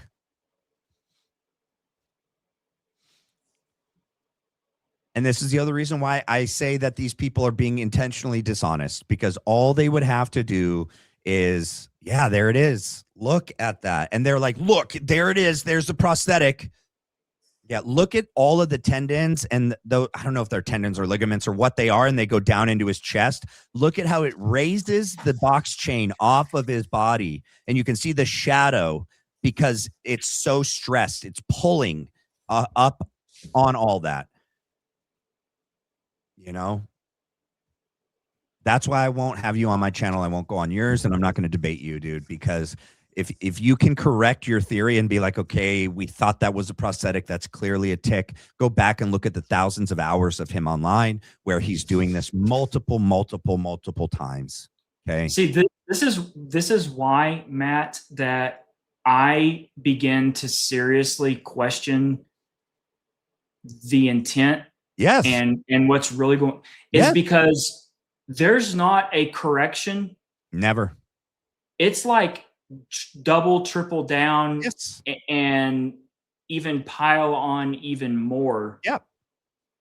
And that starts to really defy logic for someone that just has just a teeny tiny bit of common sense. Yep. And you say that you're using the scientific method, right? Well, you're supposed to, when things don't work or other information comes in that, you know, disproves or you know, at least counters what you're trying to say, you got to go back to the drawing board, and you should also just be honest and be like, okay, we thought this, here's proof. This is obviously not a prosthetic. This is obviously a tick, and then adjust and go back to the drawing board, but you haven't done that once. And so, you know, yeah, this was interesting last night. Let me see. Because the pursuit is not truth. The pursuit is not the actual facts of the day and the answers of what really happened to Charlie. Your proof, you're trying to prove your theory. That's all you're doing. You're just trying to prove your theory. You're not trying to get to the truth. You're working backwards. And yeah, that bothers me, man. Sorry. After my last breakdown of your last field test that went horribly wrong, where you and your partner cheered and said that you solved the case when you solved nothing, and you did a whole breakdown of me going, this much, and you said that I helped you go back to the drawing board. No, all you did was take my critique and then just try to prove my critique wrong. You didn't actually fix anything, adjust anything. You're like, oh, I'll just make the shirt move more. That's all you did. Yeah. And then you show videos of you not doing a field test, you doing it, not sitting down. And then, like, man, showing old videos where Kelly's not the one detonating it from a separate location. And most of your viewers don't know that. Yeah, I'll put it up. Okay, so this really kind of bothered me because it's such a big element to what happened that day. And it's the coordination between Philip Goldsberry and Dan Flood. Yep. Right. The Yep. audio is messed up. And then Dan Flood calls over Brian. And then Dan Flood, I want you to listen and watch at how it just gets glazed and cruised over. Okay. By Jordan. Okay. Because Jordan is now doing what I was going to do for Jesse. Okay. It's now Jordan, but I want you to just pick up on this. Okay. So once you're able to, there we go. This is He doesn't show it, right? show him getting. Nope, this is the video. I even have the media pool cut off so that I cannot access it. It is cut a couple frames right before the event, so you will not see anything. Okay, This cool. is the last frame. All right. And I just lost my spot. Let me go back to the very first event. I had my spot. Let me try to find my spot again. It's a long video. Yes, he is. Okay, so this is the first event that we see that people call attention to. This is Brian Harpole fiddling with something in his pocket. No. Probably a comm system. And then we have some stuff going on over here in Audio Land. I've seen And that something- part with Farnsworth and that guy on the ground, because that guy on the ground who's seems to like be. How do you not Watch know it. their names, dude? Watch it again. He showed the wrong clip. That's the freaking walkie-talkie. That's not the pocket with the freaking not. device. It's not, dude. What It's a not, dude. dishonest freaking person. Probably comms. Dude, it's absolutely dishonest, man. What a dishonest person, dude. Yeah. I mean, this is crazy. Call Watch it attention again. to. This is Brian Harpole fiddling with something in his pocket. It's probably comm system. And then we have some stuff going on over here in Audio Land. That's not the I part of the video. didn't go back far enough. Right here. Does this thing somebody else, but that fell through. But I think I can share it with you as well, Yeah, maybe please. in a more informed sense. I do have my screen share ready, so once you're able to, there we go. This Perfect. is, you're not going to show him getting. Nope, this is the video. I even have the media pool cut off so that I cannot access it. It is cut a couple frames right before the event, so you will not see anything. Okay, This cool. is the last frame. All right. And I just lost my spot. Let me go back. Watch right here. To the very first event. He zooms I had in my spot. as I had my Philip. spot. Let me try to find my spot again. It's a long video. Okay, so this is the first event that we see Okay. that people call attention to. This No. Did you Yeah. get it? Did you see Yeah. what he did? Yep. Philip raised up, and Yep. Philip is about to go here. Yep. Jordan zooms in Yep. Shows this On- isolated. to Yep. show this Yep. And cut that out. and then cut that out, and then just This is says, Brian Harpole Probably filling with something comm. in his pocket. It's probably comm system. And then we have some stuff going on over here in Audio Land. and we know that because now look at Dan Flood. I've seen Yeah. that part with Farnsworth and that guy on the ground, because that guy on the ground who's seems to like be running the auto, he actually turns his head right at the moment that Charlie gets shot. It looks like he turns his head Yeah. right before. So that has nothing right to after do. Harpole does his thing, twist. Did you see what just happened? Jesse just said something that has nothing to do Nope. with this right here. Nope. But it makes sense if you don't know what the hell you're watching and you're just one of Jesse's normies audience. You have no clue. You're just like, oh, Jesse knows what he's talking about. The fact is, Philip Goldsberry turning his head, yeah, he does that. But Yeah. it has nothing to do with what This- is happening at this very moment. No. is that this is a massive, massive moment. And I want you to see what they just did. Look, and this is how I know that Jordan Henshaw is probably working for a 3-letter agency. Yeah. Okay. Yep. Probably working for a 3-letter agency. They snatched him up because he scored really high on some testing. And this little fake dorm room is probably in some office in DC. Okay. They're like, oh, add the snowman in. It looks like a dorm room. Yeah. Okay. Literally, he's smarter than this. Yeah. He knows this. Yeah. He has watched all of my stuff. Yeah. Yeah. And the fact that he just cruised over this, he just gave himself up. So Jordan, I know you're watching. Yep. Your audience is watching. You are a Fed. You're Fed. Yep. And even if, at the very least, you're dishonest and you're intentionally dishonest, man. You scrubbed over the part. He's too smart. You He's left too smart, out the man. part where Brian Harple actually digs in the front right pocket and turns it on, right, which started this whole sequence and the audio feedback issues. Then Philip Goldsberry is working with Terrell, and you don't even know his name, but he's working with Terrell, and then they can't fix the issue. So he looks at Dan Flood and goes, we have an audio issue. Now look at Dan Flood. You do have this part where Dan Flood's getting on the mic and he's calling over Brian Harple. He points over at Terrell and Philip at the AV soundboard and goes, we have an issue. Brian ignores it, doesn't want to come over. And then Dan Flood is still talking to him until eventually he comes over, right? And then once Dan Flood tells him what's going on, then Brian Harple goes back into his pocket and deactivates the device, goes back to the X after looking at Terrell and Philip and letting him know he's pissed at him for what just happened. If you're gonna do this, bro, just be honest, man. Just show the actual. We've never said what you just said. We said that's never been our argument. It's never been Blake's. It's never been mine. And see, the fact is, this here is the audio element that the audio's jacked up, which flies in the face of their entire thing about the gun being shot. Yeah. The fact is the audio system was messed up with the weapon, and they were having to do some on-the-fly troubleshooting. Yeah, they had to have Brian. Brian had to disarm the weapon. Yeah, he did. I agree. Okay, because there was interference. Yep. Massive. And guess what? The interference stopped until who came up to the microphone? Hunter Kozak. Until Hunter comes up. And then what does Brian do? Back in Brian the pocket. rearms it. And what does the audio start to do? Feedback issues again. So it makes sense why Jordan would want to leave that out. I get it. Yeah. At least you're consistent. Yeah. Yeah.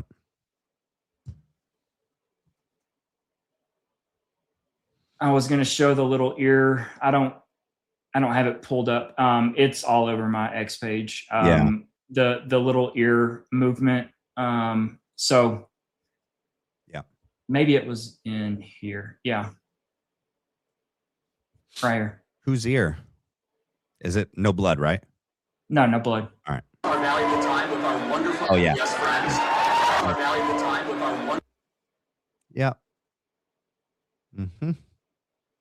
Yep. Jordan flat out zoomed in and left this part out intentionally because he's a Fed.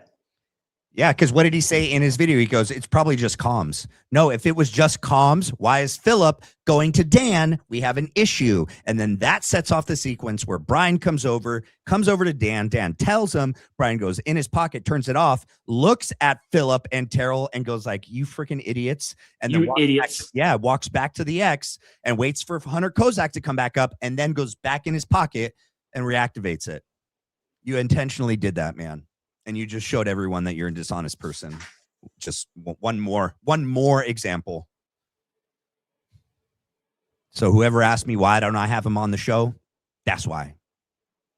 That's why.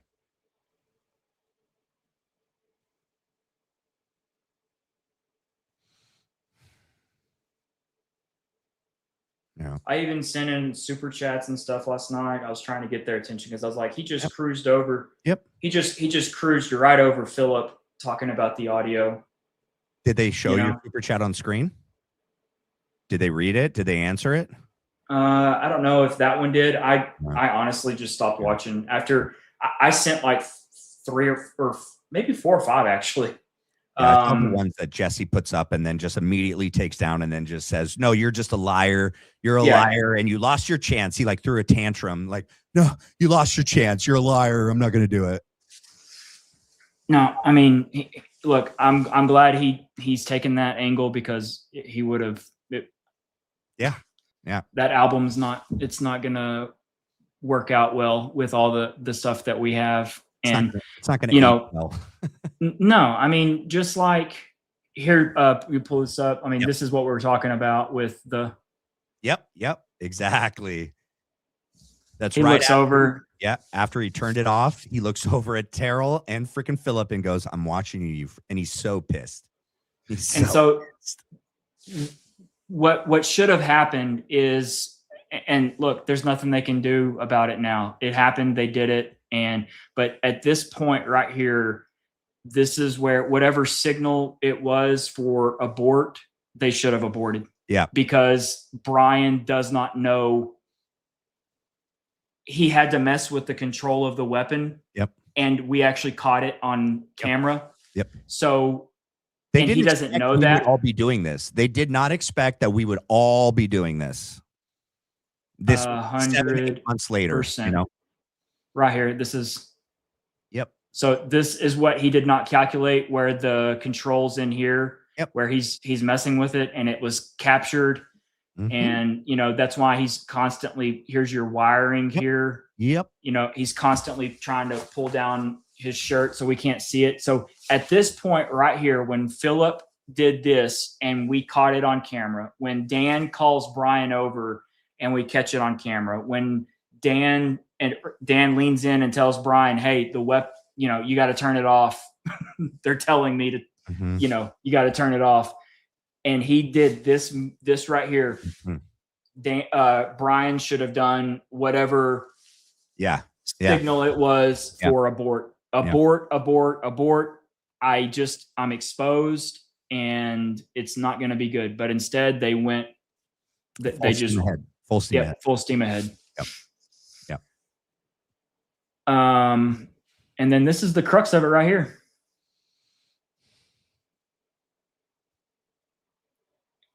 This is normal arms, how he is.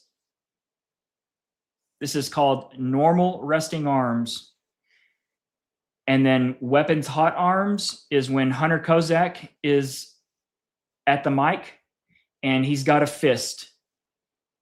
Why does he have a fist? Because the trigger, he's reaching for it and getting it. It is underneath his clothes right here. This is, at this moment, there is, I think, 17 seconds as he slips out of camera view, 17 seconds before the detonation. 7 seconds before when Hunter Kozak looks over and Hunter gives the signal to him. There's 7 seconds. But this right here is the difference. This is how it's comfortable to cross your hands, okay? Yeah, I will say, I agree with that. This. I agree with that. What I will say is so I've looked back at all these previous events. He does stand like that other times with both hands underneath like that. But I did not say that means that he didn't do something at UVU, but I'm just being honest, right? That when you go back and look at previous events, he does left arm, he does normal arms. He does do that on the right, not nearly as much, but he does do it. But that doesn't. Will you screenshot it? Will you screenshot those? Because I really want to see it. Yeah, there's a bunch. I'll send them. Do you see him grabbing his clothes? No, he stands like this. He just stands with both hands underneath his biceps at different times. I'll send them to you. It's at different events, but I've even prefaced it in the videos when I showed that this week.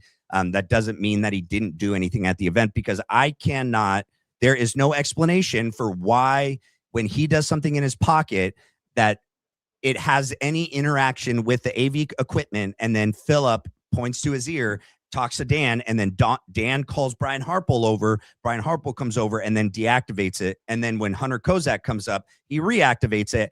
And then Hunter looks at him right before he asks the final question as if, "Hey, I'm about to ask the question. Get ready to pull the trigger." So I still think that sequence is the way it is. I'm just being honest that I've seen him stand that way before. Yeah, I'd like to see like the whole, like as it goes through the totality of it. Yeah, no, I will. I'll send it to you. But you can see him. I mean, he's grabbing for it right here.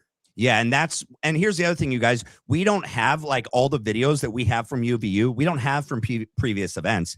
All we have from previous events is TPUSA's videos that are already edited, and we don't get a lot of Brian Harple. We get some instances of Brian Harple and where he stands, and I'll catch up with you on this at another date before our next one, where he normally stands, what he does, what he doesn't do, because I've seen more this week by breaking it down.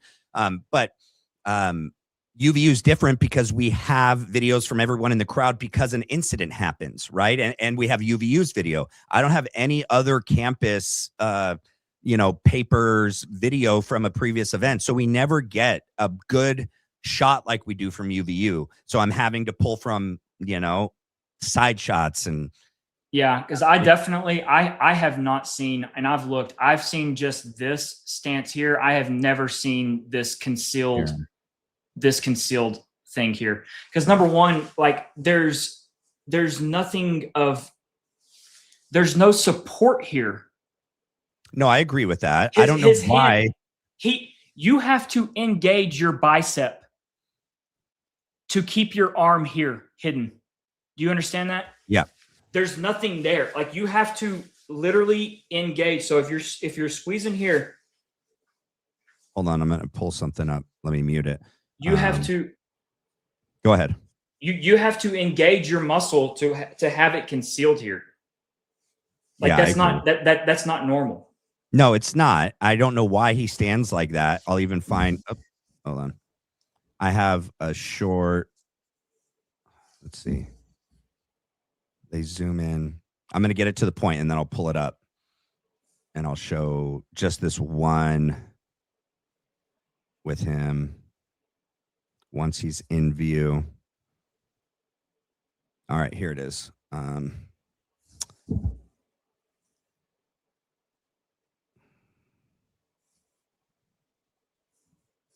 make it bigger. Hold on. Where is it? Is it on X? Here we go. All right, so obviously Brian Harple's right here. Okay, let me hit play. This dude's freaking hair's in the way. This is one I only found just today, so this isn't even my best example, but right, see him?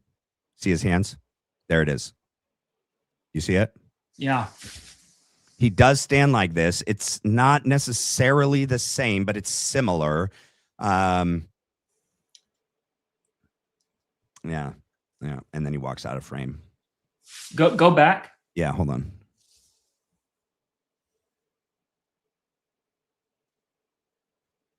To like the beginning where it's him right there. Yeah, is that where? And I'll hit play. Yeah, you want me to play? Yeah, hit play. Okay. And then tell me if you want me to stop it.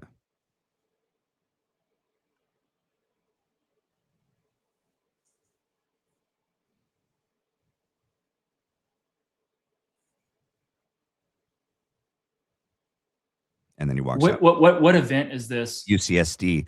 But this, so what's really interesting, this guy that's up at the mic is actually edited out of TPUSA's full version of this video. They cut this dude out completely. This is also the video that someone sent me of Dan Flood shaking his arms out, and they said that's him doing the signal. It's not. He's just shaking his biceps out. And so when I was looking at that, I ended up seeing Brian, and I was like, oh, Brian's in the shot, and he's got his arms crossed. So I just ended up noticing that. Who is it again? It's what school? UCSD, so University of California, San Diego. But it's not in the TPUSA version. This is one, I'll send this to you. Someone sent me this on X today. This is a cell phone. This is someone's cell phone video. No, well, cell phone or a camera. I don't know actually, but it's not TPUSA's video. You know, what I do, who sent it? Or we need to talk on it. Yeah, I'll catch you up. The one thing I did notice from looking back at all these events, right, is that front camera that Terrell Farnsworth stole the SD card from, that camera is way more important than the back camera. And there's a reason why he shared that one, but not the front camera.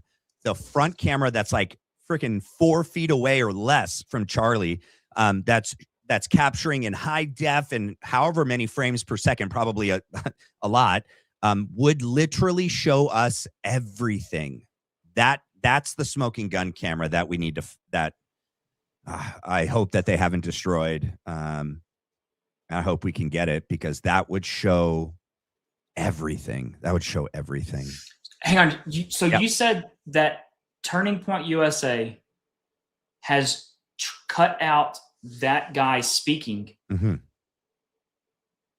on their video. And I double checked it too. So there's no way for me to match up. No, there's no way to cross-reference. This is the only video of that kid. Unless there's another camera from that event from a different angle of that dude. Or if it's in a short that I haven't seen, but it's not, he is cut out of the full campus event video. He's not in it. I double checked before I went live. Yeah, and it's interesting. Yeah, it's super interesting why they would cut him out of there. Yeah. But yeah. Shoot, man, we're at like 3 hours and 15 minutes. Did you have anything else on the squib theory that you want to nail down before we wrap up? No, just they didn't prove anything. No, I agree. And to do like a touchdown dance and be like, we solved it, we proved it, Charlie's alive, and they do that after every test is, I think that's morbid, in my opinion. So yeah, look, there comes a point where I'm all for exploration. Yeah, I'm all for this, but at the end of the day, when there is a just flat out black and white blatant disregard for things, you just kind of just easily, happily, gleefully cruise over important things, whether it's looking at things on this, his face with high definition photos, not even going there,